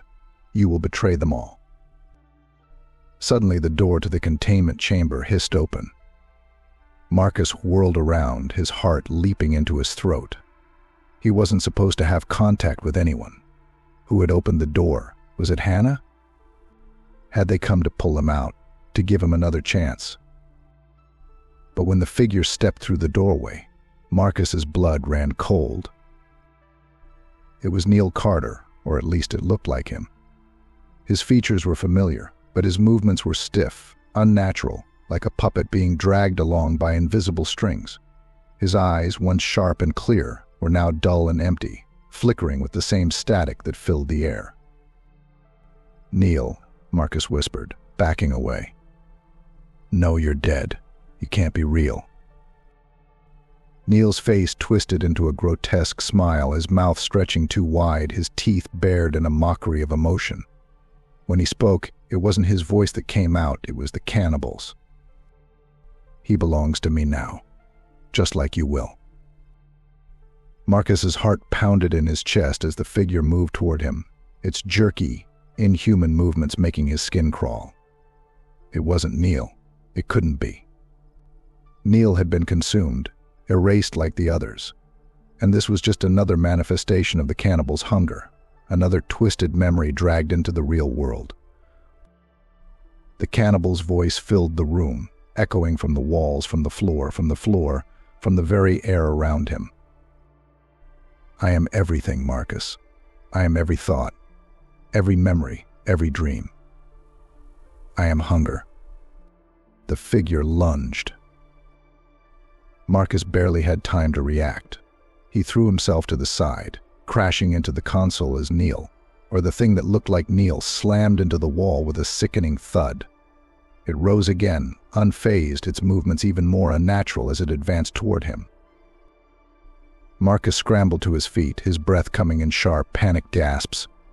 He couldn't fight this thing. It wasn't real. It wasn't human. But as it moved closer, its hollow eyes locking onto his, Marcus realized something horrifying. The cannibal wasn't just trying to devour him. It was trying to become him. With a scream, Marcus bolted toward the door, his hands trembling as he slammed the button to close it. The door hissed shut just as the figure reached it, its hands slamming against the glass with a sound that made Marcus's skin crawl. It stared at him, its face twisted into that same grotesque smile, its eyes flickering with static. And then it spoke again, its voice a low, menacing hiss. "You will join us, Marcus. You will feed us." Marcus stumbled back, his body shaking with fear and exhaustion. He could feel the cannibal's hunger pressing against his mind, gnawing at the edges of his thoughts, trying to pull him in. It was getting stronger, feeding on his panic, his fear. He had to get out. He had to find Hannah to warn her before the cannibal spread further. But deep down he knew it was already too late. The cannibal's hunger was insatiable, and it had only just begun. Marcus Hale sat in the darkness of the containment chamber, his body trembling with exhaustion, fear, and the gnawing presence of the Thought Cannibal still looming at the edge of his mind. The static was unrelenting now, pressing against him from all directions, whispering its terrible truths in fragments and broken sentences. The entity wasn't just feeding anymore, it was consuming him, trying to absorb every last piece of his identity. If he didn't find a way to stop it, there would be nothing left of him but a hollow shell, another forgotten one. Through the haze of his thoughts, a flicker of memory surfaced, something distant, almost lost to time. A forgotten idea, something he hadn't thought about in years. It was faint, fragile, like a dream he was waking from, but it pulsed in his mind like a beacon. The anti-cognition device. The words echoed through his fractured thoughts, pulling him back to a conversation from years ago, before SCP-041 had fully come under containment. There had been a brief experiment with technology designed to block telepathic influences, an experimental prototype that had been shelved due to unreliable results. But Marcus remembered it now, remembered how it was designed to protect against thought-based attacks. They had never needed it before, but now, as the cannibal tore through the fabric of their minds, it felt like their last hope. He needed to get to that device. Staggering to his feet, Marcus wiped the blood from his nose, wincing as the pressure in his skull throbbed with each movement. He had little time before the cannibal would strike again, twisting his mind even further. He had to move quickly, but the weight of the entity bore down on him with every step, whispering in his ears. "You think you can escape, Marcus? You think you can hide from me?" His grip tightened on the wall, the cold metal against his palm grounding him. He wouldn't let it win. Not yet. His thoughts scrambled, memories fading and warping, but he latched onto that one piece of clarity, the forgotten weapon. He hit the control panel near the door, and to his surprise it opened. Hannah must have disabled the full lockdown, he thought, a wave of relief surging through him. For a moment he feared that the containment would have trapped him in with the entity forever. The hallways were empty, dimly lit by emergency lights, casting long shadows that seemed to stretch and crawl along the walls. The static was still present, but it was quieter here, less overwhelming. Where's the lab? The thought danced on the edge of his mind, elusive and slippery. Marcus cursed under his breath as he struggled to remember the layout of the facility, the cannibal's influence clouding his thoughts. He could feel the entity growing impatient, its hunger gnawing at him from within, but he forced himself to concentrate. Suddenly, the memory clicked into place. He turned sharply to his right and headed toward the lower research levels, where the prototype had been stored. As he moved deeper into the facility, the lights flickered overhead, the oppressive sense of wrongness thickening in the air. The cannibal was still watching, still lurking just beneath the surface. "You cannot escape me, Marcus," the voice echoed in his mind, its tone cold and amused. "You will forget soon enough. There is no weapon that can stop what I am." Marcus gritted his teeth, his vision blurring as the entity's words clawed at his thoughts. But he pushed forward, ignoring the voice, focusing on that one goal, the device. He reached the lab doors, the cold metal imposing in the dim light. His fingers shook as he punched in the access code, his mind briefly faltering as the cannibal tried to erase the sequence from his thoughts. For a moment he stared at the keypad, panic rising in his chest, but then it returned to him, the numbers clicking into place like an old memory. The door slid open with a soft hiss, revealing a darkened lab filled with shelves of unused equipment. The air was stale, tinged with the scent of old metal and chemicals. Marcus stepped inside, his eyes scanning the room for the prototype, but his thoughts felt muddled, disjointed. His gaze landed on a dusty steel case pushed against the far wall. He hurried over, prying it open with trembling hands. Inside, nestled in foam, was the device, a small helmet-like apparatus, tangled with wires and circuitry. But it looked primitive, almost unfinished, but Marcus knew what it was. This was their last chance. He pulled the device out and held it in his hands, inspecting the cracked screen on the side and the frayed wires that trailed from its base. It wasn't in the best condition, but it didn't matter. If this thing could block the cannibal's influence, even for a few moments, it could be the key to stopping it. But what if it doesn't work? The doubt gnawed at him, the cannibal whispering from the static. What if this is just another memory I've twisted? Marcus hesitated, his hand hovering over the activation switch. What if the cannibal had planted this memory? What if it was leading him into a trap, convincing him to use a device that would only strengthen its hold? But there was no time to second guess. He had to take the risk. With a deep breath, Marcus strapped the device onto his head, adjusting the loose wires as best he could. The fit was uncomfortable, the cold metal pressing against his skull. He flipped the switch, and the device hummed to life with a faint, high-pitched whine. For a moment, nothing happened. The static still pressed against his mind, the cannibal's presence still whispering in the background. But then, slowly, the noise began to fade.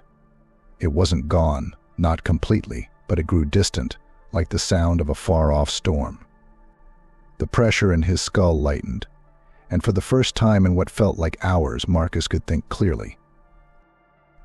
The cannibal's voice, once so dominant, had grown faint, as if struggling to reach him through the fog. "You cannot shut me out forever, Marcus. I am still here." But Marcus didn't respond. He could feel the entity's grip weakening, if only slightly. The anti-cognition device was working, at least for now. He had a window, a small chance to fight back, and he wasn't going to waste it. He took a deep breath, centering himself, forcing his mind to focus. The static was still there, lurking in the corners of his thoughts, but it no longer had the same power over him. He could think again, could remember what he needed to do. But he wasn't finished yet. He needed to find Hannah and Lewis, to show them the device and explain what he had discovered.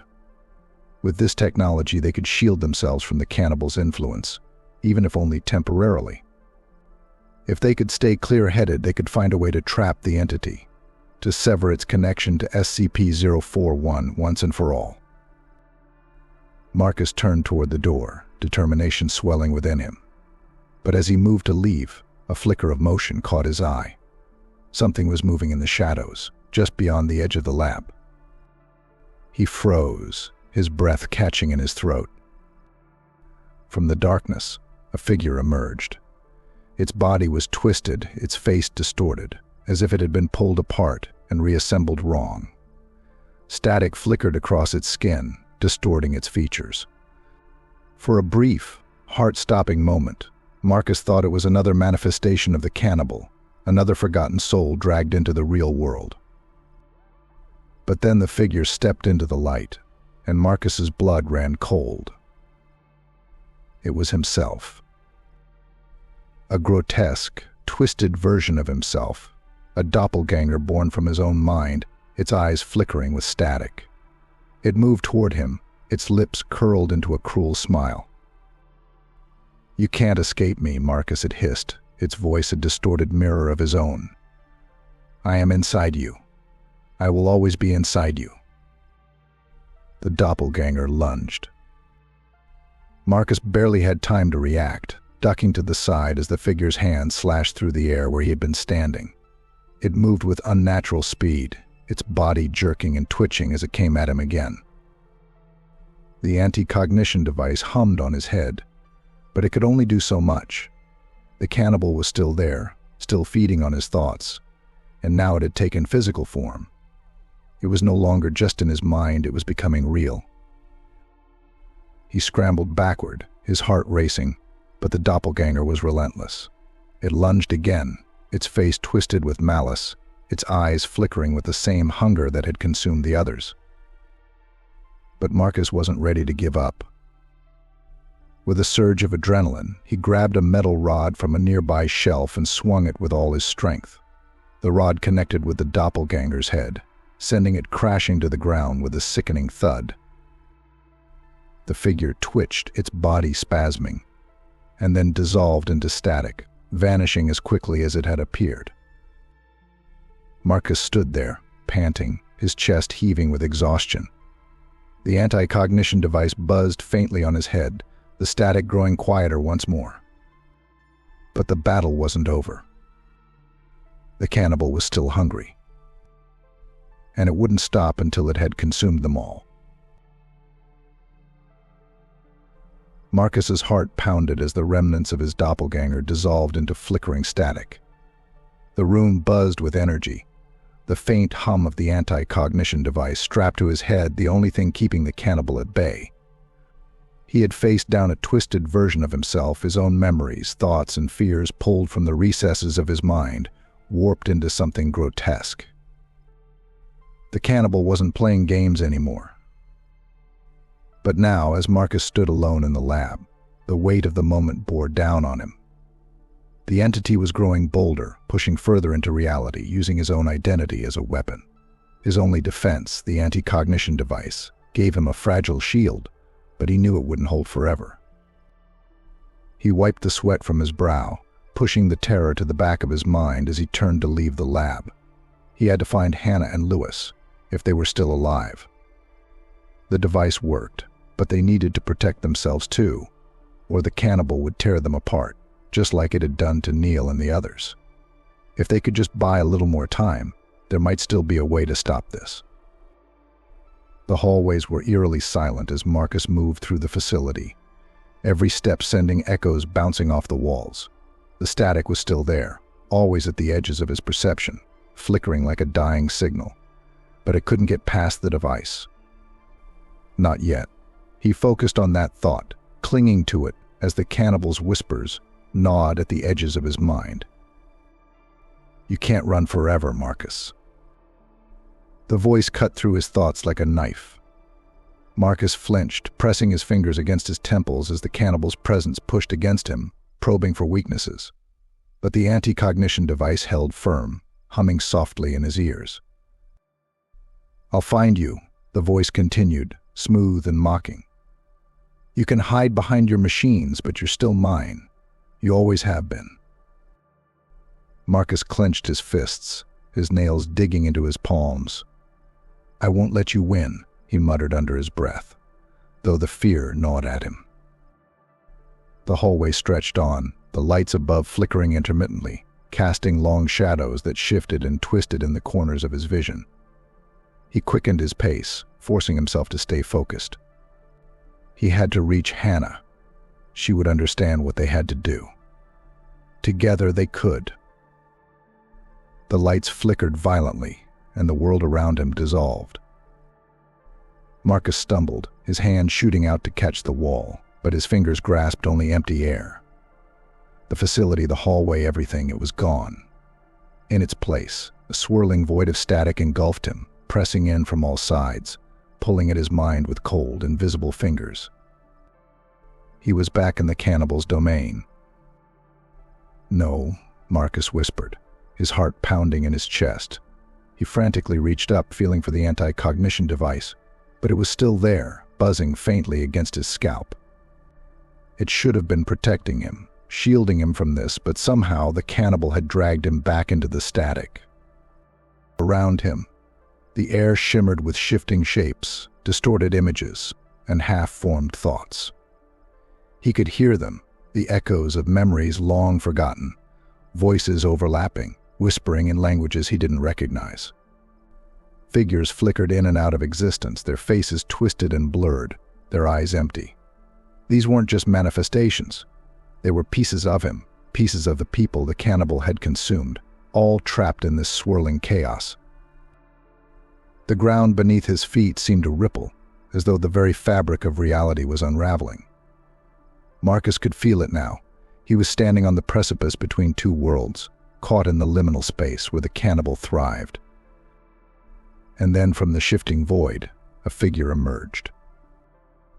It was tall, gaunt, its body composed of flickering static, its face an ever-shifting amalgamation of twisted features, eyes that didn't belong, mouths that moved without sound. It stepped forward, its form distorting with each movement, like a broken signal struggling to maintain coherence. Marcus swallowed hard, his heart thundering in his chest. He knew what this was. He had come face to face with the entity itself, the true form of the Thought Cannibal. "You've come far, Marcus," the cannibal's voice oozed from the figure, its tone rich with dark amusement. "But you always knew you'd end up here." Marcus gritted his teeth, the anti-cognition device buzzing louder as the entity pressed against him.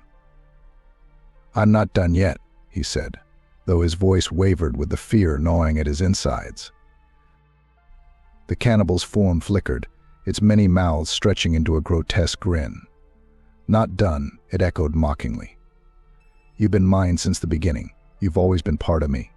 You think that little toy on your head will save you?" The figure gestured toward the anti-cognition device. "It's a distraction, nothing more." Marcus forced himself to stand tall, though his legs felt weak beneath him.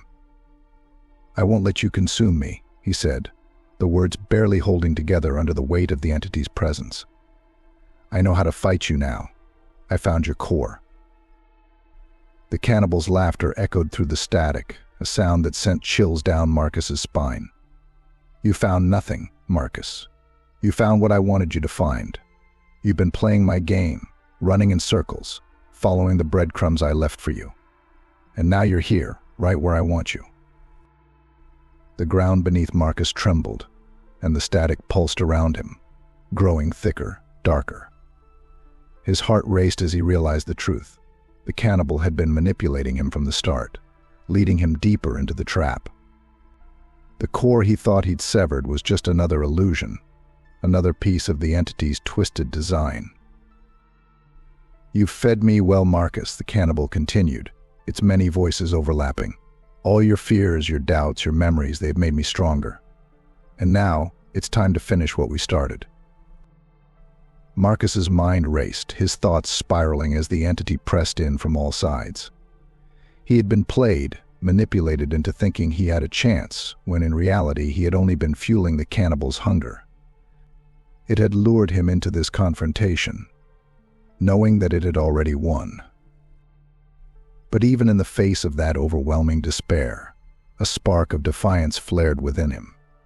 The cannibal had taken so much, his memories, his friends, his sense of reality, but it hadn't taken everything. Not yet. He still had one last card to play. With trembling hands, Marcus reached up and tore the anti-cognition device from his head. The buzzing stopped, and for a brief moment the static surged, pressing against him with the full force of the cannibal's power. But Marcus was ready. He had been ready since the moment he stepped into this nightmare. The device might not have been enough on its own, but he had learned something valuable in his fight. The cannibal fed on fear, on doubt, on uncertainty. It thrived on the fractured minds of those who let it in. But Marcus had something the entity couldn't consume: his will. He locked eyes with the flickering figure, forcing himself to stand tall even as the static clawed at him. "You've fed on me long enough," Marcus said, his voice steady now, filled with a quiet determination. "But you're not going to take the rest."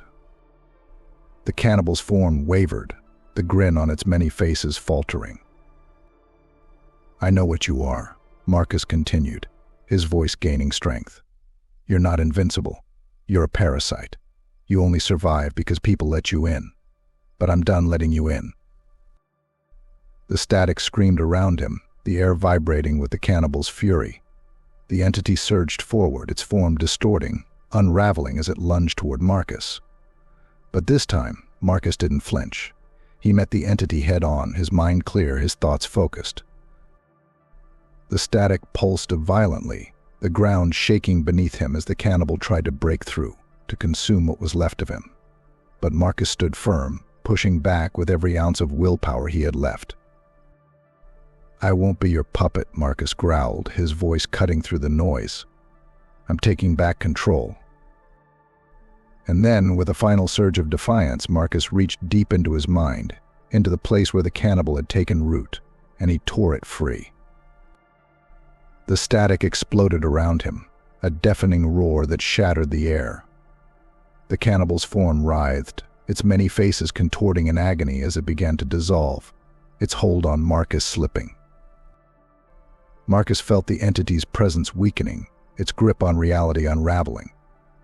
And then, just as suddenly as it had appeared, the cannibal was gone.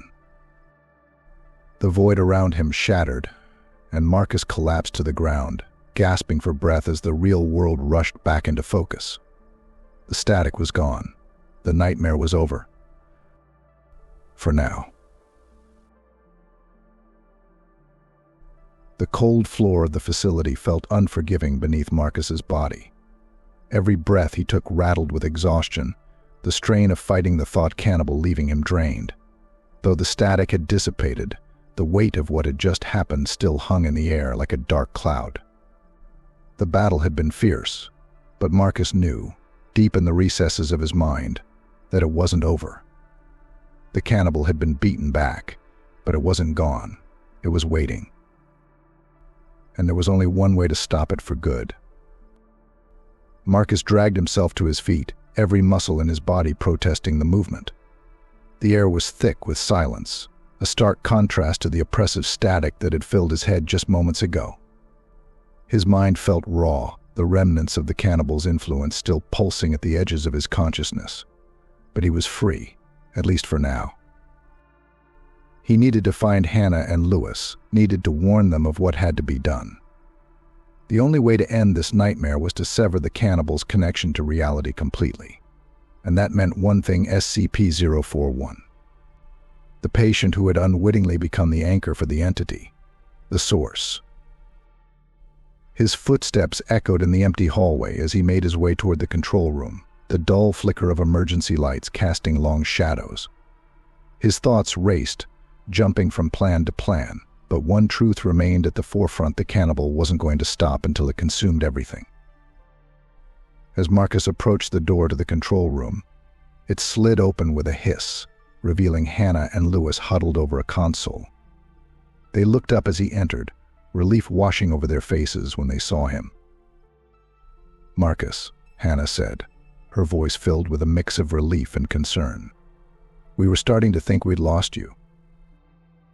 "I'm still here," Marcus said, his voice tired but steady. He stepped closer to the console, glancing at the monitors that displayed SCP-041's containment chamber. The patient was still there, lying motionless, his body supported by machines. The very sight of him sent a chill through Marcus's spine. "You don't look good," Lewis added, his brow furrowed with worry. "What happened? Did you stop it?" Marcus shook his head. "No, not completely. I forced it back, but it's still there, still feeding. And it's only going to come back stronger. Hannah's eyes narrowed. So what do we do? How do we stop it? Marcus took a deep breath, steadying himself before he spoke. The cannibal is using SCP-041 as a gateway. It's broadcasting through him, using his abilities to connect with our thoughts, to manifest. As long as SCP-041 is alive, the cannibal will keep coming back. Lewis's face paled. Are you saying we have to? Marcus nodded, his voice heavy with the weight of the decision. We have to stop SCP-041. It's the only way to sever the cannibal's connection to our world. The room fell into a tense silence, the enormity of what Marcus was suggesting hanging in the air. Hannah and Lewis exchanged a glance, their faces etched with uncertainty. He's not just some machine we can turn off, Marcus, Hannah said quietly. He's a person, a human being. You're talking about ending his life. Marcus closed his eyes, the guilt already pressing down on him. I know, but if we don't, the cannibal will keep feeding, keep warping reality. It's already consumed so much. How many more will it take before it's too late? Hannah hesitated, her hands gripping the edge of the console. There has to be another way. We can't just kill him. There is no other way, Marcus snapped, his voice breaking with frustration. I've been inside the cannibal's mind. I've seen what it's capable of. It won't stop until it's devoured every thought, every memory. SCP-041 is the only thing anchoring it to this world. If we don't end it now, we're all going to end up like the Forgotten Ones. Lewis swallowed hard, his eyes wide with fear.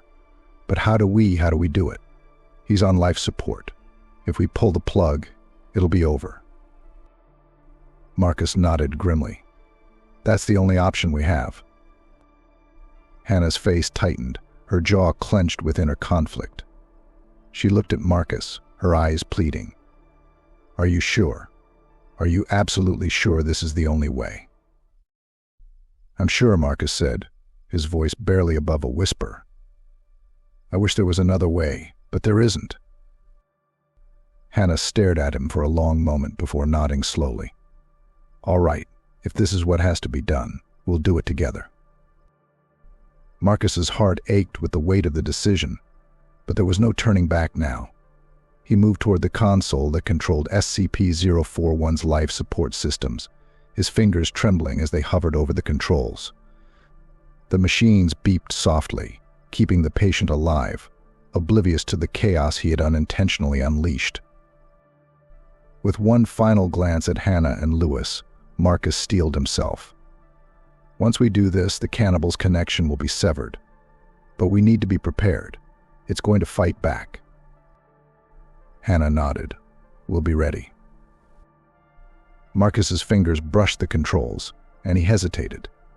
It felt wrong, killing SCP-041, ending the life of someone who hadn't asked for any of this. But there was no other choice. The cannibal was too dangerous, too powerful. It had to be stopped. Taking a deep breath, Marcus pressed the button. The machines beeped in protest, the sound of alarms filling the room as the life support system began to power down. Marcus watched as SCP-041's vitals dropped on the monitor, the patient's heart rate slowing, his breathing becoming shallow. And then, just as the machines flatlined, the static returned. It was violent, a wave of noise crashing into Marcus's mind with the force of a storm. He staggered, clutching his head as the cannibal's voice screamed through the static, furious and wild. You think you can stop me? You think killing him will end this? You're nothing, Marcus. You're mine. The room spun as the entity lashed out, clawing at Marcus's thoughts, pulling at his mind with renewed ferocity. But the connection was weakening. Marcus could feel it slipping, could feel the cannibal's hold on reality loosening. Hannah and Lewis cried out, clutching their heads as the static invaded their minds, but Marcus stayed focused. He pressed forward, pushing through the pain, through the chaos. The cannibal was losing control, its power unraveling as SCP-041's life slipped away. "I will consume you," the cannibal shrieked, its voice filled with desperation. "I will devour everything." But Marcus didn't falter. Not anymore. And then, with one final surge of willpower, Marcus severed the last connection. The static cut out, and the room fell into a heavy, oppressive silence. Marcus collapsed to his knees, gasping for breath, his mind raw and bleeding from the strain of the battle. But it was over. The cannibal was gone. Hannah and Lewis knelt beside him, their faces pale, their eyes wide with shock. "Is it—" Hannah whispered, her voice trembling. Marcus nodded weakly. "It's gone. We did it." But as he lay there, the weight of their victory pressing down on him, Marcus couldn't shake the hollow feeling in his chest. They had won, but at what cost? SCP-041 was dead. The cannibal was gone. But Marcus knew that the scars left behind, the memories of what they had lost, would never fade. Some sacrifices were too great to forget. The silence after the cannibal's final shriek was like a heavy weight on Marcus's chest. He remained on his knees, gasping for breath, the pressure of the battle still throbbing in his mind. SCP-041 was gone, the life support system cut, the machines silent. The room, once buzzing with the chaotic energy of the Thought Cannibal, was now eerily still. The static had vanished, the entity's presence seemingly dissolved with the patient's death. But something wasn't right. Marcus slowly lifted his head, his vision blurred by exhaustion. Hannah and Lewis knelt beside him, their faces pale and gaunt, their bodies trembling from the strain of what they had just endured. He could see the same confusion in their eyes, the same creeping sense of wrongness that began to slither into his thoughts. The ground beneath them trembled. At first it was subtle, a faint vibration that seemed to pulse through the floor. But then the tremor grew stronger, the walls around them beginning to shudder, small cracks forming in the concrete. Marcus's heart lurched as he realized what was happening. The cannibal wasn't just gone. Its removal had left a scar, a rupture in the very fabric of reality. Hannah staggered to her feet, gripping the edge of the console as the room shook violently. "What's happening?" she gasped, her voice tight with fear. Marcus pushed himself up, his legs weak and unsteady.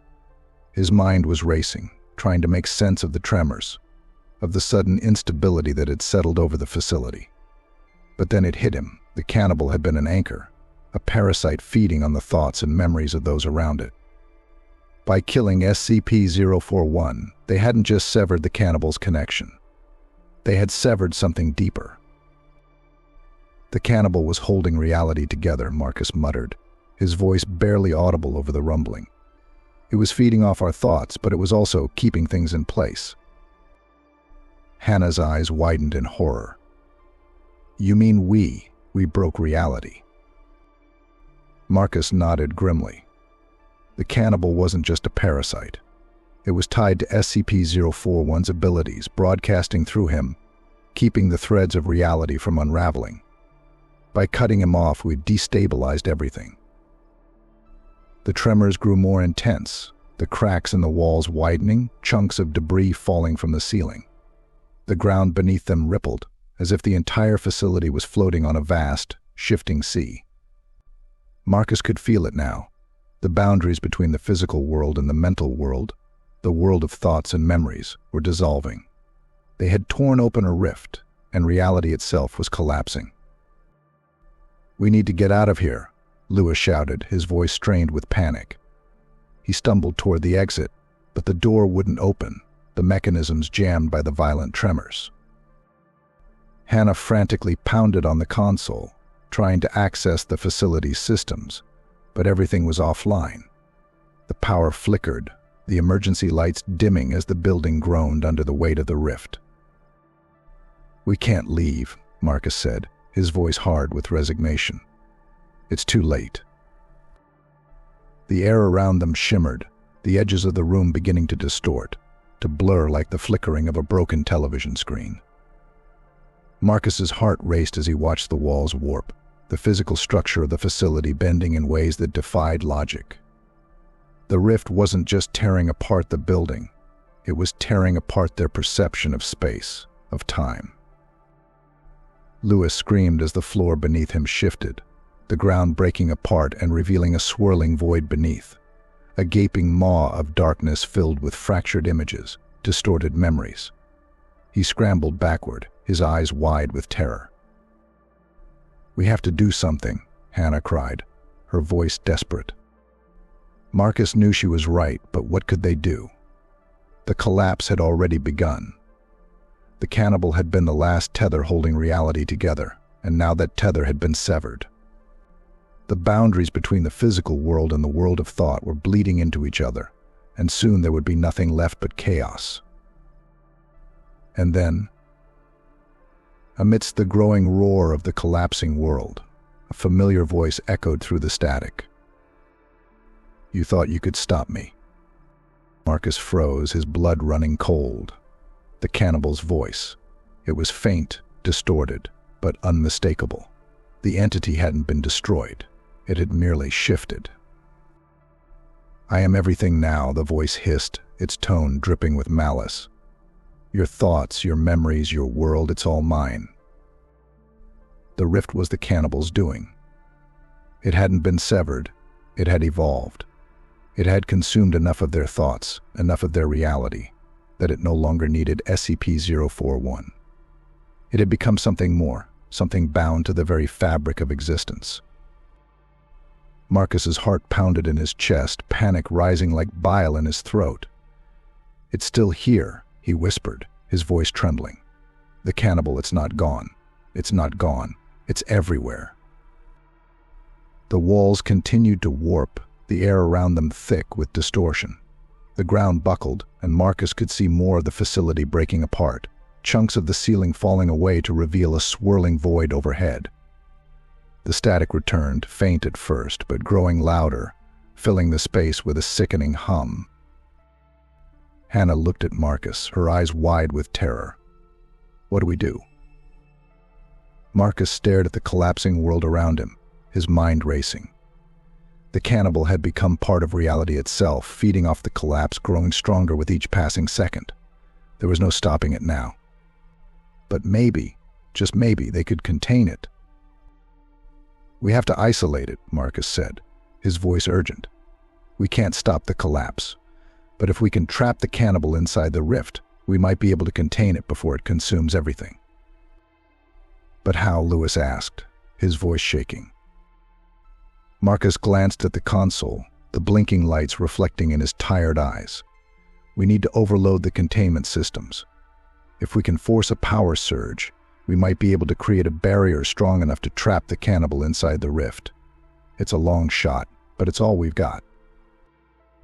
Hannah nodded, her hands already moving across the console. "I'll reroute what power we have left. But Marcus, even if we succeed, we might not make it out." "I know," Marcus said quietly, "but we have to try." The ground shook violently as Marcus and Hannah worked together, their fingers flying over the controls as they rerouted power to the containment systems. The facility groaned under the strain, the walls warping and cracking as the rift expanded. The static was deafening now, the cannibal's voice echoing in their minds, taunting them, mocking their efforts. "You think you can trap me? I am reality now. I am your thoughts, your memories, your fears." Marcus gritted his teeth, pushing through the noise. He wouldn't let the cannibal win. Not after everything they had been through. "Hannah, now," Marcus shouted, his voice barely audible over the roaring chaos. Hannah slammed her hand down on the console, and the facility's lights flared bright, the containment systems humming to life. There was a blinding flash of light as the power surged, the walls vibrating with the force of the overload. For a brief moment, the rift seemed to shrink, the static growing quieter, the cannibal's voice fading into the distance. But then, The ground beneath them gave way, and the world around them collapsed into darkness. The world fell away, swallowed by the gaping maw of darkness that had consumed the facility. For a moment there was only silence, an oppressive, infinite silence, broken by the faintest echoes of static that still lingered at the edges of Marcus Hale's mind. He floated in that void, weightless, disoriented, his thoughts scattered and fragmented. The collapse had torn through everything, shredding the boundaries between reality and the mind. But there was something left, a small, fragile thread that tethered Marcus to existence. He reached for it, grasping desperately as the darkness tried to pull him under. And then he heard it, a faint whisper, distant yet familiar. Marcus. Marcus. He opened his eyes, blinking against the sudden flood of light. The darkness receded, and Marcus found himself lying on the cold floor of the control room, the faint hum of the containment system still thrumming in the background. The facility was intact, though barely. Cracks lined the walls, and the air shimmered with the residual energy of the rift, but they had stopped the collapse. Somehow, against all odds, they had survived. His body ached, every muscle screaming in protest as he struggled to sit up. The room spun, and for a moment he thought he might black out again, but he forced himself to stay conscious. He couldn't afford to lose himself now, not when there was still so much at stake. "Hannah," Marcus croaked, his voice weak and hoarse. "Lewis." He blinked, his vision clearing just enough to see two figures lying motionless nearby. His heart skipped a beat, panic surging through him. Were they alive? Had they made it? He crawled toward them, each movement sending sharp pain lancing through his body. His hand reached out, shaking as he touched Hannah's shoulder. She stirred, letting out a soft groan before slowly opening her eyes. "Marcus," she whispered, her voice dazed. She winced, clutching her head. "What happened?" "We stopped it," Marcus said, though the words felt hollow. "At least I think we did." Hannah's gaze shifted to Lewis, who lay on the floor beside her. She moved to check his pulse, relief flooding her face when she felt the faint rhythm beneath her fingertips. He was alive, barely, but alive. As the three of them slowly regained their senses, the weight of what had just happened pressed down on them. They had contained the rift, but the world around them still felt fragile, like it could shatter at any moment. The static was gone, but the air was thick with the remnants of the cannibal's influence, as if its presence still lingered in the space between their thoughts. Marcus pushed himself to his feet, swaying as he steadied himself against the console. His mind raced, trying to piece together what had happened in those final moments. The cannibal had tried to consume everything, had woven itself into the fabric of reality, but they had managed to sever its connection just in time. But was it truly gone? Hannah stood beside him, her eyes scanning the broken monitors, the cracked walls. "Do you think it's over?" she asked, her voice filled with uncertainty. Marcus didn't answer immediately. Instead, he stared at the monitor displaying SCP-041's containment chamber. The patient's body lay motionless, the machines long since powered down. The thought broadcasting patient was dead. And with his death, the cannibal should have died too. But something nagged at Marcus, a faint echo in the back of his mind, a memory, or perhaps a warning. "I am everything now." The cannibal's words resurfaced, sending a shiver down Marcus's spine. It had claimed to be more than just a parasite feeding on thoughts. It had become intertwined with their memories, their perceptions, their very reality. Even in death, it had left a mark on them, an imprint that couldn't be erased. "We may have stopped it," Marcus said slowly, his voice thick with exhaustion, "but it's not over." Hannah frowned, her face pale in the dim light. "What do you mean?" Marcus turned toward her, his expression grim. The cannibal wasn't just feeding on thoughts. It was shaping them, twisting them. It became part of our reality, part of our memories. Even though SCP-041 is dead, the cannibal left something behind. I can feel it. The room seemed to grow colder, the weight of Marcus's words settling over them like a suffocating blanket. Hannah's face twisted with fear, but she didn't argue. She could feel it too, that faint, lingering presence that gnawed at the edges of her mind. Lewis finally stirred, his voice weak but steady. "So what do we do now?" Marcus sighed, running a hand through his hair. "We have to be careful. We can't trust our own thoughts anymore. The cannibal, it might still be with us, in some form.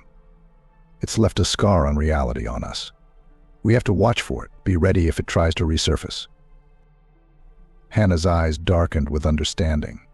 "You mean it could still be out there, in our memories?" Marcus nodded, his stomach twisting with the realization. "Yes, and if it finds a way to latch onto someone else's mind, someone who doesn't know what it is." The implications hung in the air like a noose. Lewis's voice broke through the tension, filled with quiet dread. "We've opened a door that can't be closed, haven't we?" Marcus didn't respond. He didn't have to. They all knew the answer. The days that followed were a blur. The Foundation sent in a recovery team, patching up the cracks in the facility and sealing off SCP-041's chamber. The official report classified the event as a containment breach, but Marcus knew it was far worse than that. He spent hours in debriefings, answering questions from higher-ups who couldn't grasp the full horror of what had transpired. They didn't understand that the cannibal wasn't just another anomaly to be contained. It had changed everything. The recovery team combed through the facility, removing traces of SCP-041's presence, but Marcus could still feel it, could still hear the faint echo of the static in his mind, like a distant radio signal that refused to fade. Weeks passed, and the cracks in reality seemed to mend, the physical damage to the facility repaired. But for Marcus, Hannah, and Lewis, the damage was permanent. Sitting alone in his quarters one night, Marcus stared at the blank walls, his mind drifting. He closed his eyes, trying to clear his thoughts, but the static was still there, faint but persistent. He could feel it, lurking just beneath the surface. And then, just as he was about to fall asleep, a voice whispered in the darkness. "Marcus." His eyes shot open, his heart pounding in his chest. He sat up, scanning the room, but there was no one there. Just the empty room, the faint hum of the ventilation system. But he had heard it, clear as day. The cannibal's voice, echoing from somewhere deep inside his mind. Marcus stared into the darkness, his hands trembling. The battle was far from over.